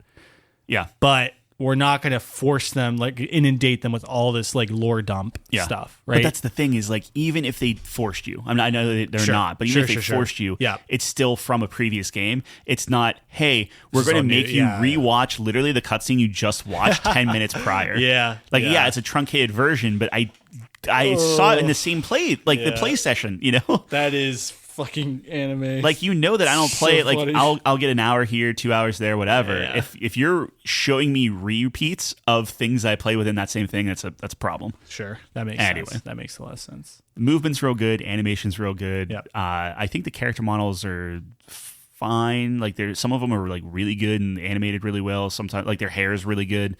So it's like I enjoy it so far. But we'll see how the gameplay goes and stuff. Like, you do have some of the moves. I think the main move that I liked in Odyssey is just like the throw your dagger at somebody and teleport to it, and it just felt real good to do. So I would hope that there's something similar there. You just need to kick a guy off a cliff move. Yeah, dude. That's all you want. Odyssey, look, maybe Shadows will pull it out, but Odyssey is the best Assassin's Creed game. No, it is. It is absolutely wrong. It is. Well, you got to play it, and then you can tell me. It's not. It's not an Assassin's Creed game in my mind. It's just totally different. You got to play it. It's a good game. Sure, maybe it's a good game. Got to play it. It's not an Assassin's Creed game. Fine. Assassin's Creed is about diving off buildings into hay. Yep. And then pulling someone into the hay and killing them stealthily. Has it? No, it doesn't. Yes, it does. 100% does. Yeah, it does. And having a guy named Ezio walking around, super cool. That's what Assassin's Creed's about. To be fair, and then technically has that too. Getting pulled out into the Animus, into the real world. Has that too. They were still doing the Animus with that one. Interesting. Yeah. Well, so not to the super great extent there. Yeah, because nobody liked that part of the game. So they have a portable Animus, and they have this whole thing, and you go to Atlantis, and it's a whole yeah. Interesting.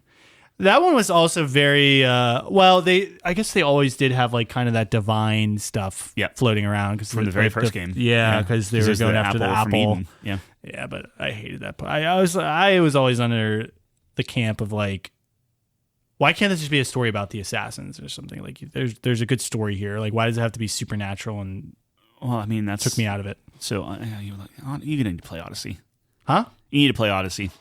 Yeah. It's so good. It's just it's the best of everything. That's the best game of all time. It's the best Assassin's Creed game, in your opinion. Nope. Yes. No. Yes. You go back and play Assassin's Creed 2, and then you go play Odyssey, Brotherhood's my favorite. And it's not. It's fine. Brotherhood, Revelation, whatever your top Assassin's Creed game is. I bet you it doesn't hold up. I'll download it right now just to like check it out because Okay. maybe I'm way off, but Okay. like from a like mechanics and just the I mean, those Assassin's Creed, they were very kind of basic mechanics where it's just all about parrying correctly and Yeah. you're just parrying everyone and stuff. But I think the path- stealthing the was good. I pathfinding- think the pathfinding is I bad. think the platforming was fine. it's good, fine. Like The story's it's- great. Love the story, and- Ezio is a character. That's Yeah. the best thing it has going for it. But everything surrounding that, No, because what really set that game apart was the multiplayer. yeah. Well, That was one of the best multiplayer experiences I've ever had. It was during an but that's era not an where everything's a Assassin's first person shooter. Yeah. And then they come out with this multiplayer experience where everyone's an assassin, you're hunting other people. There's Yeah. all these cool abilities. Like nothing felt better than disguising yourself in a crowd. Someone's frantically looking for you, then you turn around, slap the shit out of him, stun him, and then assassinate your target, right? Like it is a beautiful experience. sure, So fun. And Odyssey doesn't have any of that. sure. They got rid of the multiplayer. They had great multiplayer. They got rid of multiplayer for like. They probably got rid of it for Revelation too. Then, I think it was in Revelation. Was it? I think that was the last one, if I'm not mistaken. well, they had multiplayer in Unity, but it was actually like true multiplayer, I believe. Like you oh, actually like playing missions. Yeah, I like remember you that. actually Yeah. could do that. Yeah. No. They had such a great form. I don't know why they got away from that. There's That a was game super coming fun. out. I think I tried to save the article. That is pulling from that. That was is that the heist game that we saw? The No, trailer? This Okay. is some kind of weird third party one that, or not third party, but like kind of like indie game that's sure. coming out. Yeah. That's cool. Yeah, Which I don't think you can go back and play that, right? Like there's no way to play Brotherhood. we multiplayer. tried. I remember we tried looked into it. years ago Yeah. when we were doing those charity things. Maybe we we were check like that looking out. into that. Yeah. I might take a look. Yeah, at we it always say that, and then it's like, again. Would you play that?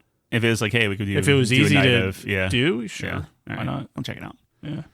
I do want to go back and play the OG Assassin's Creed just to like see what it looks like. See how and- bad it is. Yeah. They'll remake it eventually, Yeah. right? So just wait for that. Here's the reason why I don't think they will. Okay. They completely destroyed the Animus storyline. Like they just Yeah, that's what I'm saying. They'll nuked remake the game. Yeah, but you can't Saying have that, Assassin's like, Creed. I don't know if totally- you remember the OG one, but like you needed like it was mission based. Yeah. Like you would go out of the game, Yes, do yes, all your yes. like Abstergo stuff, Yeah. and then go back into it. Right. So for them to go back, you're talking they were going to remake all Wipe of it, it, like just start from scratch. That would be terrible. Maybe, but it will happen. Yeah. Nolan North is famously saying he's like, this is the best story, and he said it since like your Uncharted games, Yeah, everything else. He yeah. said Assassin's Creed had the best story that they just threw it away. Wow. That's And interesting. he sees a lot of I stories. I don't know if I would agree. I just never connected with that. they never did it. That's his issue with it. What do you Is he said that like the story that they had planned, Okay. they dropped it when? after the first game. So I or see, it was I like see. mid second game, whatever it Oh, is. okay. But they had like, hey, here's the overarching thing. Yeah, Here's the aha yeah, moments. Here's everything. yeah. And he's like, they killed it. Like Altair was still supposed to be. Altair was. I mean, guy? yeah, he did the voice acting for it. I don't know if you knew that. I did not know that. Yeah, he Okay, played okay. Desmond. He was the voice actor for Desmond. So they showed him okay. the story and Yeah, everything. He's right. like, this is amazing. And then they pivoted. And then they just were like, yep, just kidding. And then they did Ezio and stuff. That whole thing. Well, I don't know if they were going to continue. I don't think it was ever like, oh, you had to keep Altair. Oh, but okay. it But was it's just the overarching. He said specifically the real world storyline was incredible, and then they just kind of went away with it. Yeah. Oof. Yeah. What could have been? Ubisoft. Man, I don't know. They're a company. Yeah. Okay. Anyway, I don't know how much longer, but less talky, more Dewey. that's the thesis there. okay. We're kind of hypocrites. Yeah. Well, I'm not. I want more gameplay. Yes. Yeah. In You like my gameplay. life. You Yeah. like gameplay. You're a gameplay guy. Just let me play the game. Hey. Yeah. If I wanted to watch the story, I would watch what's his face I would watch Magneto go strap on a blade, and then I'd watch a 2-hour movie of him doing that. But I don't want to. So anyway, anyone wants to. no, that's fair. All right. We got Yep, we got a review. we do. got a You're looking review at the clock. You good? You got time? I got Got time. time for a review. All right. Split Fiction, Haze Light Studio. Yeah. we got some thoughts. We played do have this some together. thoughts. We beat it a week ago now. Yeah, think, or so. let it percolate. Percolate. A little bit. That's a coffee term, isn't it? Yeah. We steeped it. We steeped, brewed it. ground it beans. up. Justin already shut this off now. Yeah. Anyways, so we beat Split Fiction. Took us about like 11 hours.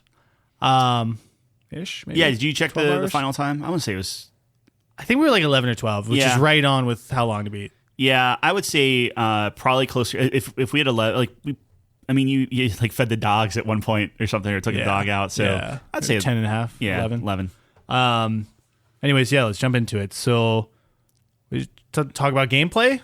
Yeah, I guess maybe a little bit of context. So we did play It Takes Two, which was their previous game. Yep.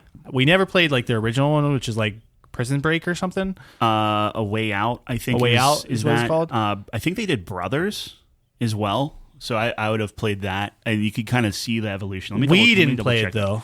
We didn't know, but just as far as like the pedigree of kind of their games and what they're putting through. Right. So we did play It Takes Two together, and then we played this one together. So we had a great experience with It Takes Two. We actually recorded that one, so it's out there somewhere. Yeah. But yeah, so we played this one. I guess we'll start with the gameplay, right? So yeah, this is Starbreeze. So I lied. Okay. Anyway, let's start with the gameplay. These games are always, this is always the highlight of these games, right? So the gameplay, the whole point is to play with a friend or significant other, which is great too. Split screen, and very harkens back to that couch co-op kind of feeling. And the gameplay is great because like a lot of it is essentially based around one person gets a certain power, the other person gets another different power. You have to use them in tandem, or certain sections can only be completed by one player or the other, and then that's how you kind of move through the map and progress forward and such. Yeah, and I think these guys do a very good job color coding everything. You kind of understand. Oh, is this like one of us is pink, one of us is green. Yep. If something's highlighted in pink, it's my turn. Yeah. So like I think that they're it's kind of a masterclass in level design that is intuitive for a two-person thing. Like, and it kind of limits one person just doing all of the stuff. Yep. So I think that gameplay-wise, it was pretty well executed. Yeah, it's a great balance, like you said, of there's never a feeling of, okay, I'm just sitting here doing nothing. Although I will say this. So there's a couple, to your point, there were a couple sections where the color coding got off because on the one level I was red for some reason and you were blue because I think they were going for so this game's based around like two writers and they get sucked into their own stories or whatever, right? So, and we'll get that more into that in the narrative, but I think there was a lot of like video game references and stuff. So I think they were like referencing Halo or something or whatever, like Red vs. Blue. Halo, Mega Man, all that stuff. Yeah. So I've been green the whole game because my whole thing's like nature and shit. And then like randomly I'm red for one level. And it was like very much throwing me off. Yep. So I will preface that, but also in the balance. So the majority of the game, there's a nice balance. However, there were some sections where I think they were a little bit lopsided.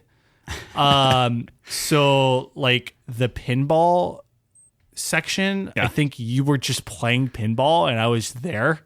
Yeah, to some extent. Right? Like I couldn't do much. If you didn't make the shot, I was coming back. Yep. And not to, we should probably preface a lot of this where it's like, I don't know how you want to get with spoilers. Yeah. So like, I don't want to like give all the nitty gritty, I guess, on the different things. But yeah, I think that was one. I think when I took over the earth or whatever. I think that's the answer to that, right? So like on the same thing of that, but I had more to do, I guess, in your board. Yeah. So it's like, there were a couple levels where one person was just kind of along for the ride. Yep. For sure. Yep. And I think that there was also like maybe the powers weren't necessarily balanced where it's like it seemed like one of us had maybe funner powers. I think over the course of the game it balances out though. Because I remember kind of early on I had some cooler powers per se, and then there was one level in particular where you eclipsed me by tenfold. But I think if you were to look at it holistically, pretty balanced. over that. I will say also, so like earlier on in the game, a lot of the different powers and abilities that you get, it's kind of you're doing your own things to progress. So you'll do something to maybe unlock a platform so that I can get over or whatever, and vice versa. Yeah. In the end of the game, I actually think they start doing a better job of like integrating our abilities more. So like there was this one where I was a ball or something and you were a boat. Yeah. And like, you know what I mean? So like, without going too much, I don't know if that's like a spoiler or anything, but like it was more integrated, it was more tied together. Like we relied on each other more because we were actively affecting each other. Yeah. Yeah. In a much more direct way, which I thought was very cool. Yeah. I liked that. So it actually got better as the game progressed on into those later I guess my stages. question would be like, and maybe like, we're gamers, we can get it. But like, Sure. Let's say you're playing with, not to be stereotypical or a misogynist here, but like, let's say hey, Chelsea doesn't play a lot of video games, and I really wanted her to play it with me, right? Yeah. She does not do well moving a character and the camera at the same time, Right. Like, like Notorious. sometimes second nature to people, but like it's like she can kind of move in a straight line, turn the camera, move in a straight line, turn the camera. So if we're playing a game like that early on, I think while it might be something that's like maybe quote unquote trivial or maybe not as dynamic in the beginning, I think that's perfect for somebody who's coming in that doesn't play a lot of video games. And then by the end, it's like, okay, well, now it's getting real. So I think that the progression made sense, but maybe it was a little like, oh man, if the whole game was just like this, it'd be better.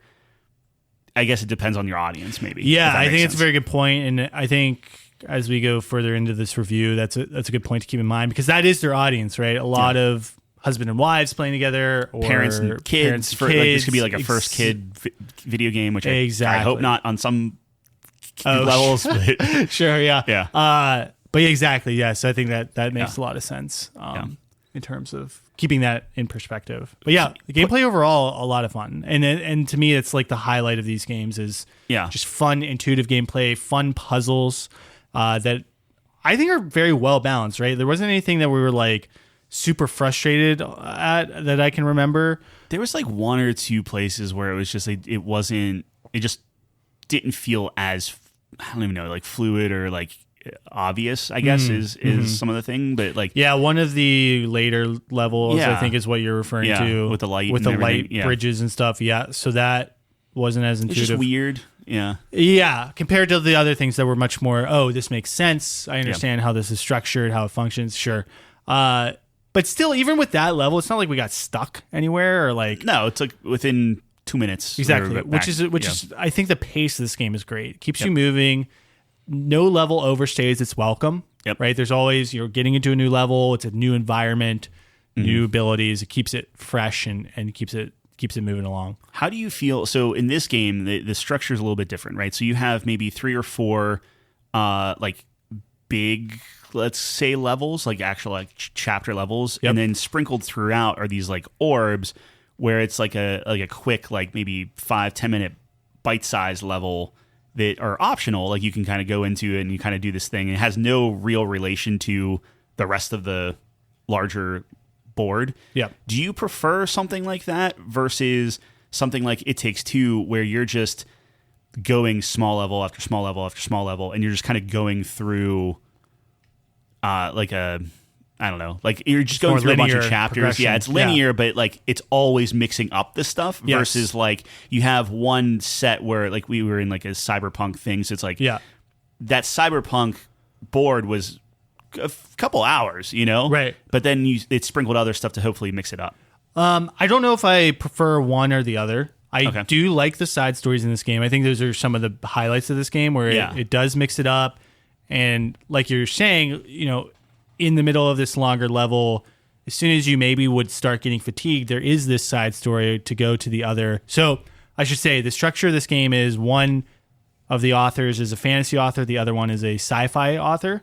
So you get two kind of, what would you say? Overarching genres and environments. Right.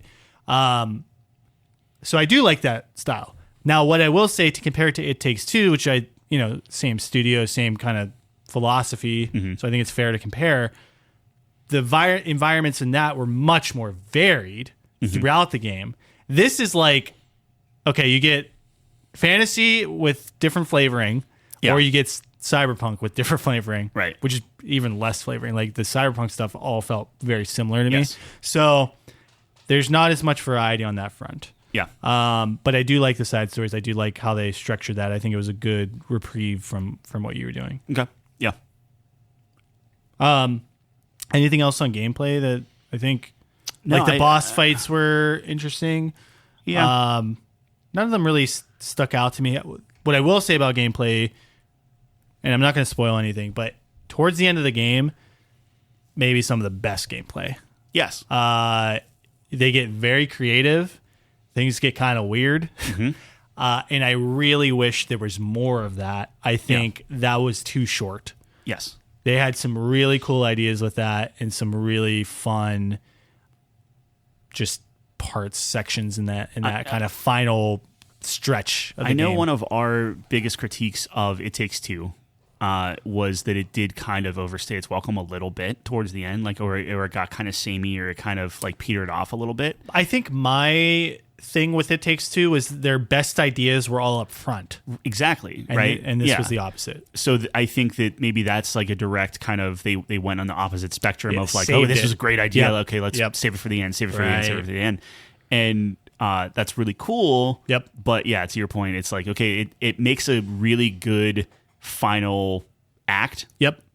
But it's like, okay, well, like the act right before it was kind of like maybe they should have cut like those two acts before it, or one act, chapters, like you go into the two whatever things, and then extended that final section if they could. They could have, that technically probably very hard to do because they were just doing some wild stuff. But gameplay wise, though, I think everything felt really good. I think everything moved and animated and everything the way it should.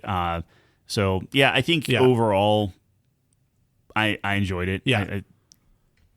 I don't think it was necessarily like super better than the previous one or worse or anything like that. I think it was kind of on par. So speaking about the animation stuff, maybe we jump into presentation. Yeah. So the game looks great. It's Unreal 5, so lighting's great. I had no issues at all. I know that there was a brief stint where you had some frame. I have no idea what that was. It happened for maybe like 10, 15 minutes. Yeah. And then it was fine beyond that. I was perfect the whole time. And actually, this game may be one of the best running games I've seen. Yeah. There were certain spots where I'm getting 240 frames. Yeah.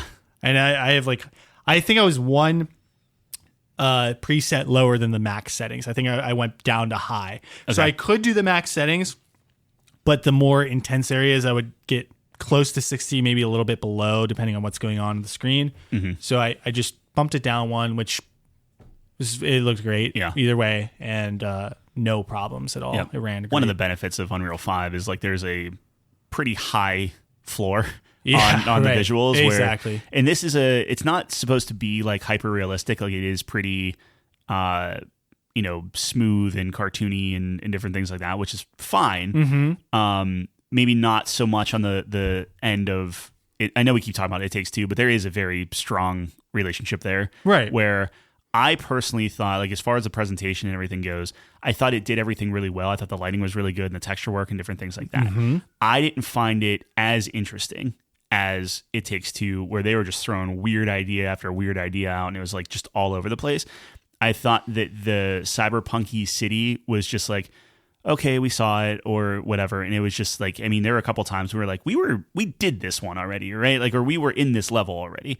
And it'd be the same thing with the like the fantasy stuff. Is like there's only so much trees and paths and dirt and like whatever. Like it was a good juxtapose. I think you definitely knew whose story you were in at a given point and stuff. But in terms of just being wowed by like, oh, I can't believe this is a thing, or oh, I can't believe this is a thing, or oh, that's really good texture work because, like all the materials just felt the same. And like everything just felt like plastic, if that makes sense.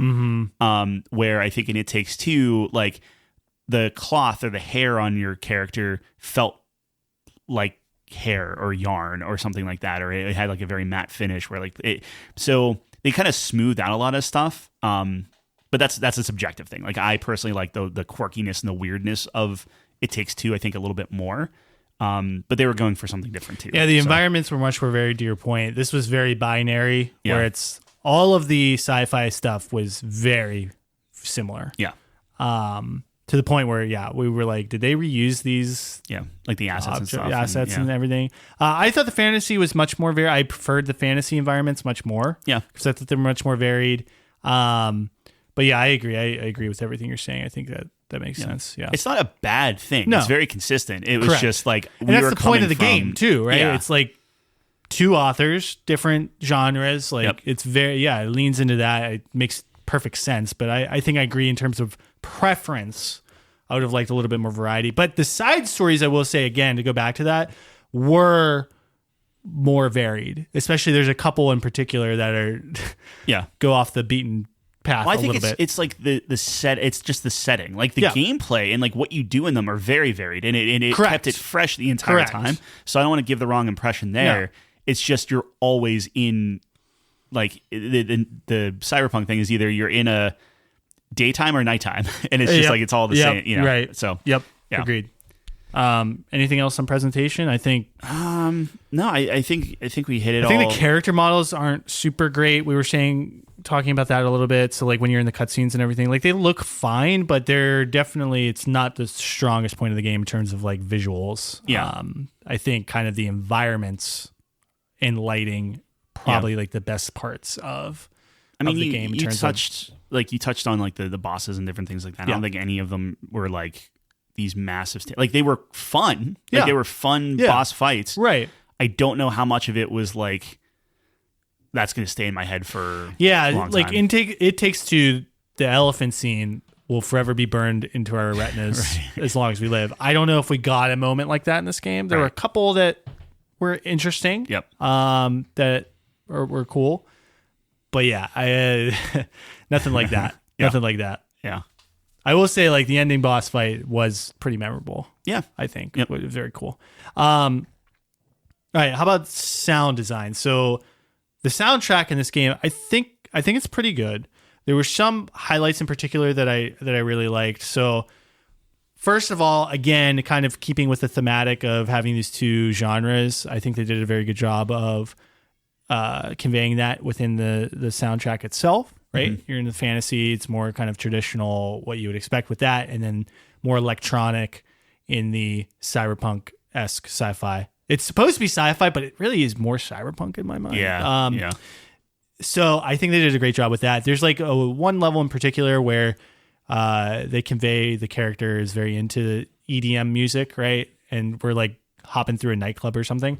And that was really cool. I really liked that soundtrack. And so there's a couple moments in particular where it's like you're not really thinking about the soundtrack, and then like there's this track that comes along out of nowhere. It's like, oh, that was pretty dope. That was cool. Like, now what I will say is one of my critiques is in large moments, I don't think they utilize the soundtrack correctly. Like there are these big boss fights that are happening or very cinematic cutscenes where the music is not matching what's happening. It's just like on a loop that... Right. Yeah. So a little bit of a missed opportunity there to really emphasize what's happening on screen. But overall, solid soundtrack specifically. Nothing that's like groundbreaking or anything in my opinion, but some good moments and highlights throughout. Yeah. No, I agree with everything you said. I think there were 2 times. So like one was that EDM thing, and I think there was one in the fantasy world. Yeah, I can't remember what spot. Maybe it might have been the dragon level or something. Like the music swelled a little bit, like the right time. Like, that's good. That's good. Yeah. Right, exactly. Yeah. What I will say though, in terms of sound design as well, there are a couple of really cool moments where I remember one specific section where we're in like an elevator, and I am always a sucker for like sound changing in the environment that you're in. So there's like an echo as we get into this confined space. There's a couple other moments like that. I can't remember exactly, but it's cool when they incorporate something like that. Yeah. Right. Yeah. We were in like a tunnel or going through a tunnel or something, and it echoed like as you think it would. And it was like, oh, okay, that's good. There's like a motorcycle chase scene, which the motorcycles sound great. It's very high action, high octane. That kind of stuff sounds great. And there's a couple different like chase, like I actually think one of the strongest points, kind of touching back on gameplay as well, is the vehicle stuff. Yeah. There's a couple vehicle sections that I thought played really well and were very high intensity and very cool. The motorcycle one, like didn't really control, like it's not as intuitive. I liked it. Yeah, and like it's completely fine. Like there are just certain ones where like it connected with you, you were good with it. Yeah. For me, not so much. I like the vehicle. Like I was good at the motorcycle, jet skiing, snowboarding. I was very good at. Yeah. Like I was, it connected with me personally. Yeah, it was a little more old school on some stuff, which is kind of neat. But right, yeah, very Twisted Metal. I think once you like felt the Twisted Metal vibes, once I understood like, oh, this isn't following physics. No. Then I was like, oh, okay, I could just turn on the dime. Like I was trying to do like Mario Kart style drifting and stuff. It's like you can't do that. No. So yeah, that makes sense. One thing before we move on to like story narrative and stuff. How did you feel? So we're playing side by side. Like the game is split screen. Yep. Vertically. How did you feel whenever like cutscenes would happen, or it like kind of melded the two together in terms of like, okay, we both see each other on the same screen and it's like a cutscene? Was that, I think you said it was jarring for you whenever it would be like something would happen and then they would just like split the screen again, and then so like, and this happens throughout the entire game.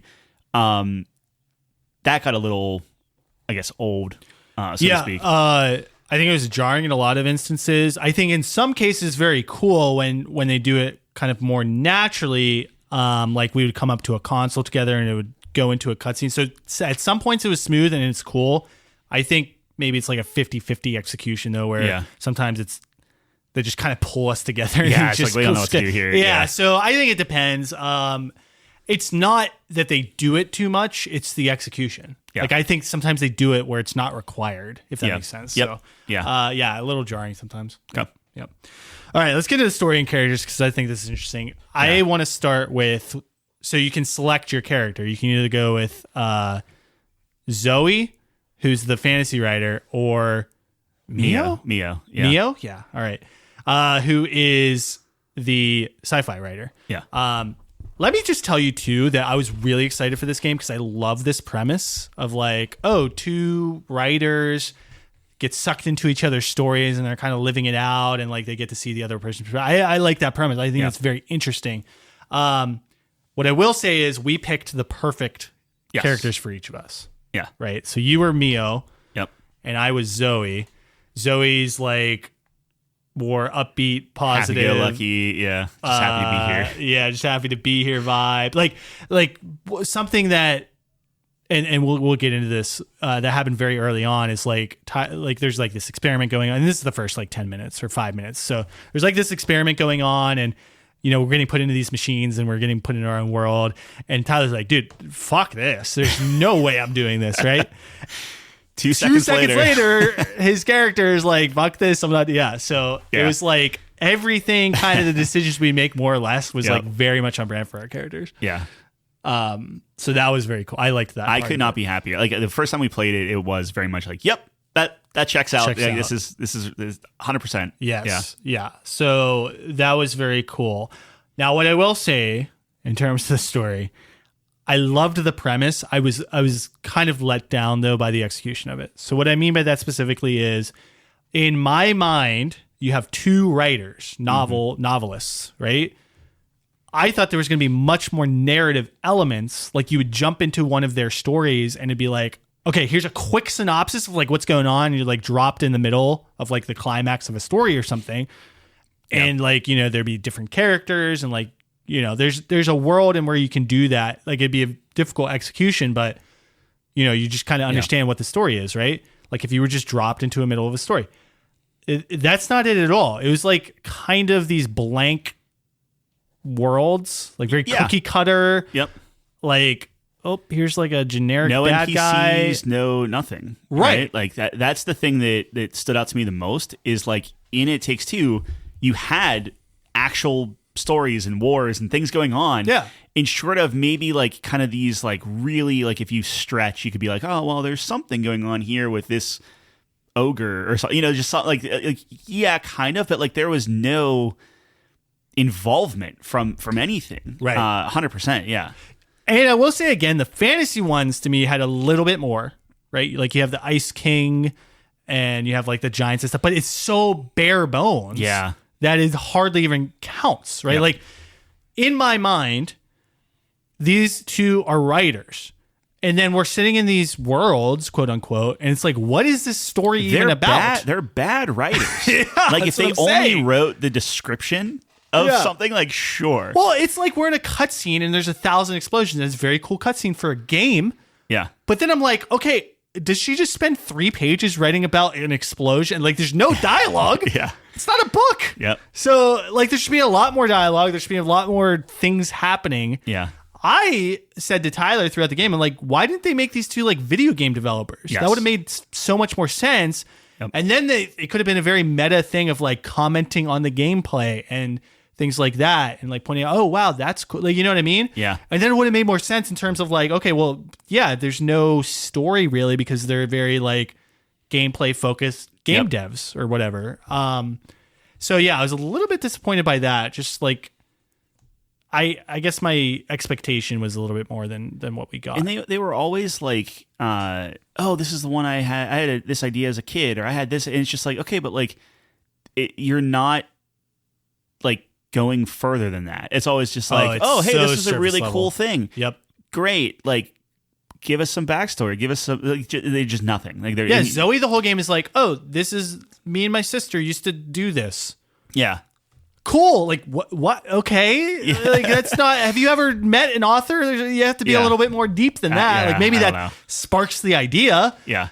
And then you do something with it. It was like, no, we used to pretend there were giants, and then you're just in a story with giants. What do they do?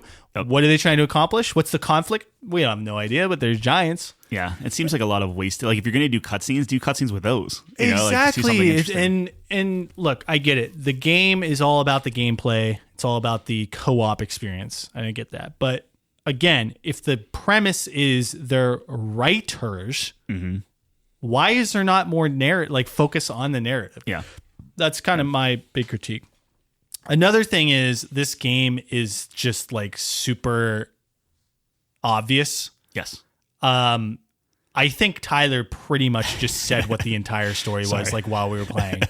And he was just like he would say something, this is going to happen 5 minutes before it happened. Yeah. Uh-huh. Like the guy in glasses comes on to it, there's our villain.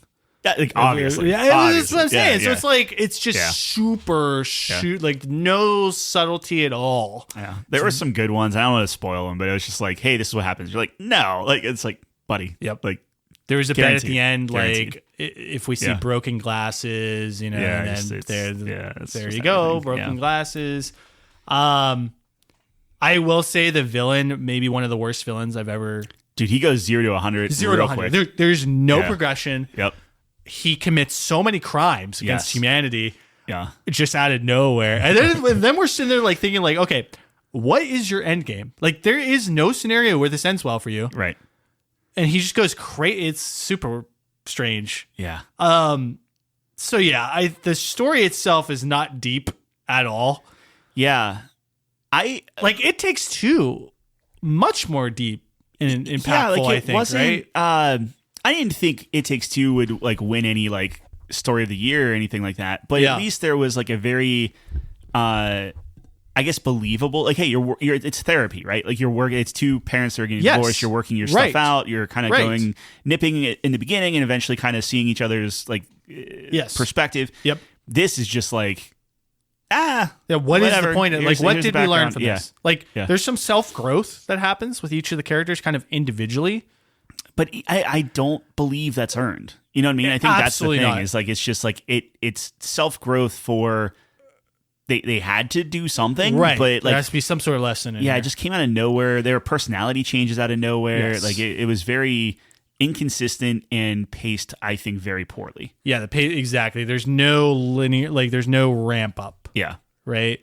Like we're at each other's throats. You're at my throat. I'm all like the time. Super positive, and then you're super negative. Yeah. Then we just get to a point where we beat your boss, and you're like super positive. Yeah. And then I go off a cliff. Yeah. For like no reason. And I'm the most depressed person. Yeah. Happy-go-lucky the entire game. Yeah. And then you just, And like, I'm not saying that there isn't a reason for it. Correct. Like it's believable. It's like, okay, I get why that could happen. But the game does not do a good job of finding that middle believable balance. It's always one end of the seesaw or spectrum that's like over the top. And I think they need to level that out more. I agree. Yeah. So that was my big criticism of that. Of the entire backdrop of the dude. I mean, it's I understand that's not the point of the game per se, but you could do better with that. Yes, you could do much better with that. I do like the two main characters, right? Yeah, I think there's something there. Like I really connected with my character. I liked her a lot, but not consistent enough, like you said. Yeah. Yeah.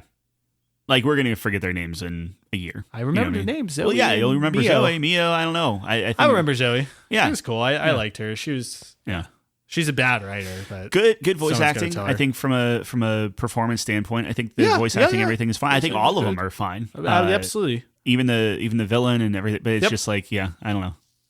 But there's like 3 characters in the game. Yeah. Oh, they had the technicians, and there's like the shadowy cabal and stuff. Yeah, which mean not like what was that about? Called that, or I'm like, oh hey, this one's gonna be in it, and they'll be like, the other one's gonna be like, no sir. And sure exactly. Enough, called it's just that. every cliche and every trope is present here. For better or worse. And it's about writing. Yeah. That's my biggest issue is like Yes. it's supposed to be writing. And it's like maybe it's a commentary on commentary writing, on the right? writing, Like maybe it's maybe. like, hey, they're writers, but they're just going to do exactly what every other person does. But yeah, it's wild. And then I don't want to spoil the end, but we like can't that do makes no sense. No. Yep. Like the very, very what I'm talking about? Like Yeah. the final scene. Yeah. Whatever. The ending is, I think, great from a gameplay perspective. I think it has some of the Yes. best That's thing. not what I mean. Narratively, Yes. I don't. Sorry. I think it's pretty poorly done. In my opinion. Yeah. Okay. What are you thinking in terms of score? Like tough kind of rating here. It's very split. Fiction. Yeah. What do you think? So I kept struggling with this. Oh, okay.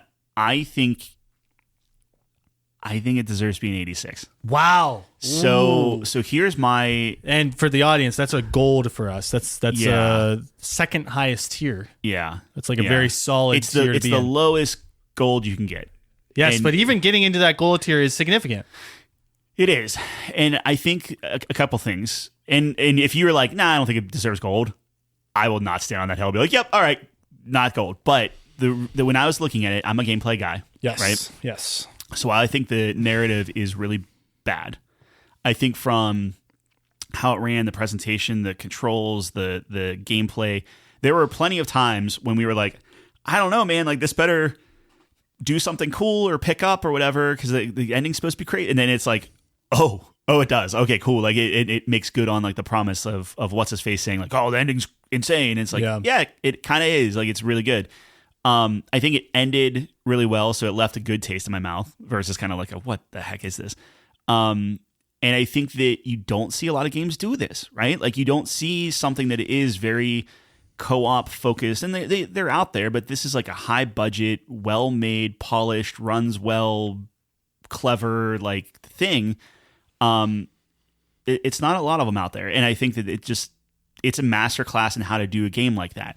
Are there improvements it could do? Absolutely. Did they even do some things better in the previous title? Yeah, but that's also why it's not getting higher than like the lowest gold in my mind, where it's like it's a very competent, like here's what it set out to do.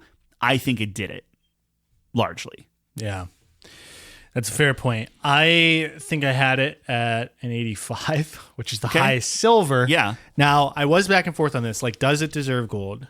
Gold has to do something that set itself apart.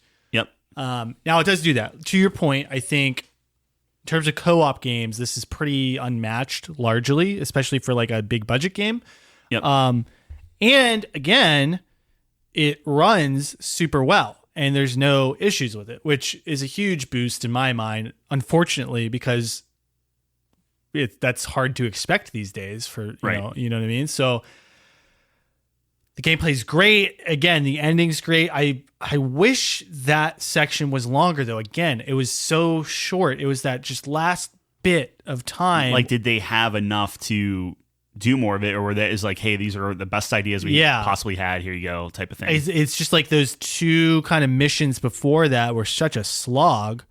Nothing crazy, right? Like, the game's not super long, so it's not like we were just super, hating it. But to go from that to the end, it's like, why do you just cut those first two things and then, give us that ending bit, just stretch that out a little bit more. And the narrative is, again, it's just so cookie cutter. Yeah. So I was looking it up. We gave It Takes Two an 84, actually. Yeah. Yeah. Would you say that this game's better than It Takes Two, do you think? I don't think so. So now I have to reconsider my initial score.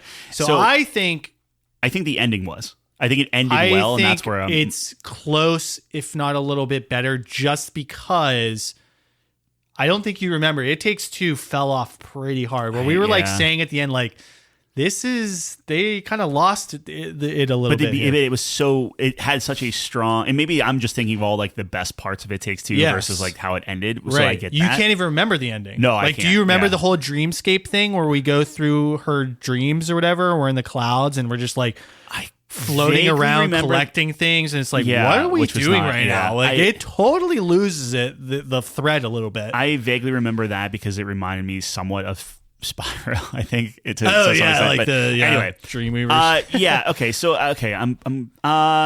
but here's the thing: I personally value strong endings more than strong openings. So do I. If you can end a game, if you can land the plane, that I kind of put more stock into that. So that's why I have it at an 85. Yeah. But again, the narrative elements, the lessons learned in It Takes Two, I think, are much more impactful than this one, like the overall narrative. Which, again, that wasn't even.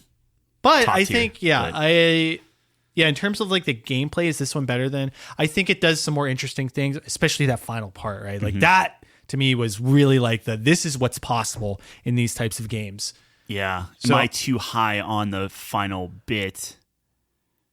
Is like a complete package, right? Like, I'm looking at it solely for the gameplay. If you incorporate the narrative and different things like that, I think you have to, right? That's part of the gaming experience. Look, like I just said, I'm don't have to stand on a gold hill. I'm fine with an 85. So something that we talked about this year is just being a little bit more critical and being a little bit more like, hey, you got to earn it. Yeah. So I feel good about 85, but if you can convince me of the 86, I'm not opposed to it, because I think this game deserves its praise. Yes, it does great things. Yeah, and I love the studio. I love the guy who's doing it. I know that Nate sent us that kind of. There's like a secret level in this game, and that someone beat, and then there's like a secret message where it's like, we're flying you out to Sweden. Yeah, you get to see our next game. Yeah, like that's incredible. I love studios like that really kind of get it. Let's look.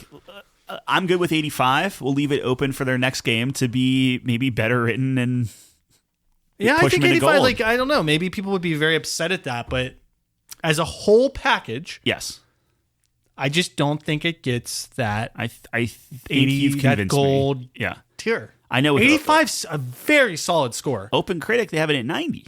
I think that's a little too high in my mind. That's a little too high.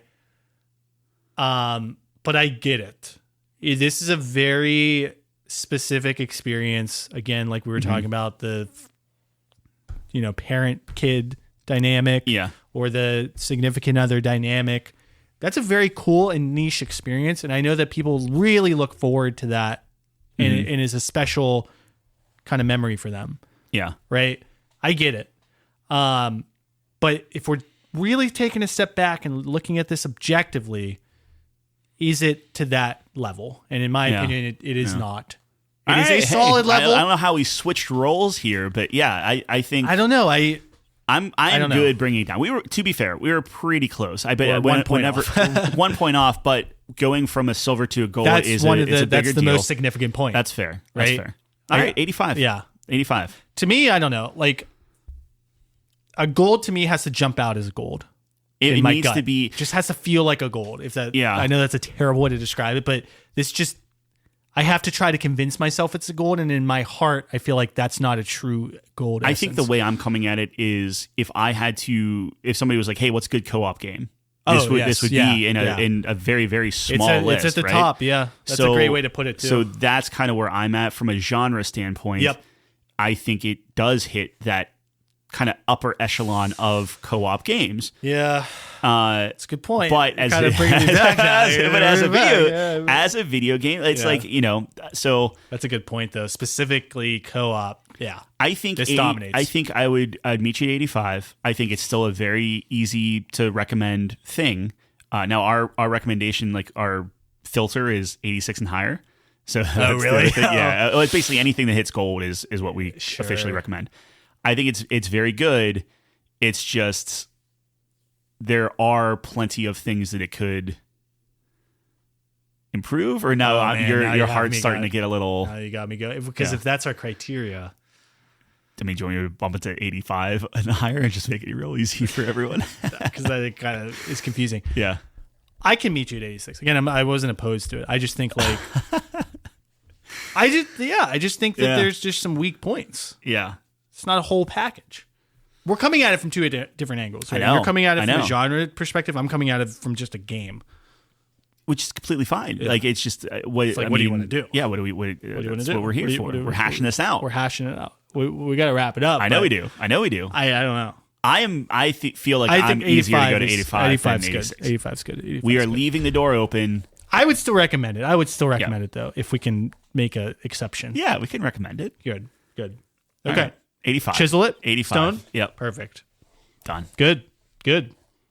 Yeah, I was glad we played it, man. It was fun. Yeah. No, I enjoyed it. A couple of years, we'll see their next joint. I think, man, it's gonna get. You see the breadcrumbs. Yeah, you see the potential. I'll be interesting because like it's kind of this. They did two back to back. Like A Way Out was different, and maybe not as well received. Right. And they've kind of found the secret sauce. Yeah, so the real question is: are you going to continue that? Yeah. And just kind of give the people what they want? My fear is that not enough people are bringing the attention of like, hey, can we write a better story? Yeah. They're kind of just focusing on the good stuff, which is, hey, fair enough. But critiques are good. Well, to learn from that and the improve. critique of It Takes Two was, hey, it falls off, and then they fixed that. Exactly. So, like, that's why I'm excited that's why I think this one's better. Yeah. I have it as a point higher. So yeah. Okay. I don't know. Yeah. 85. All right. Done. Perfect. All right. Long one today. Yeah. Well. Yeah, it's a little one. Some of our audience likes the long ones. Yeah. But yeah, if you made it this far, we appreciate you. Check us out, couchcompany.games. Our scores are on there. So if you're curious about our other scores and write-ups, we've been keeping up with everything we've played this year so far. So check us out there. We're going to have this one up by the time this comes out, I would imagine. Yep. All of our podcasts are there. We got our top fives, everything you'd ever need and want in your entire life on there. Oof. Maybe not. No. A little disclaimer. It's in there. Asterisk, maybe not. Yeah, maybe not. But anyways, appreciate you. We're going to be here. Same time, same place next week. Thanks for joining us on the couch. Peace.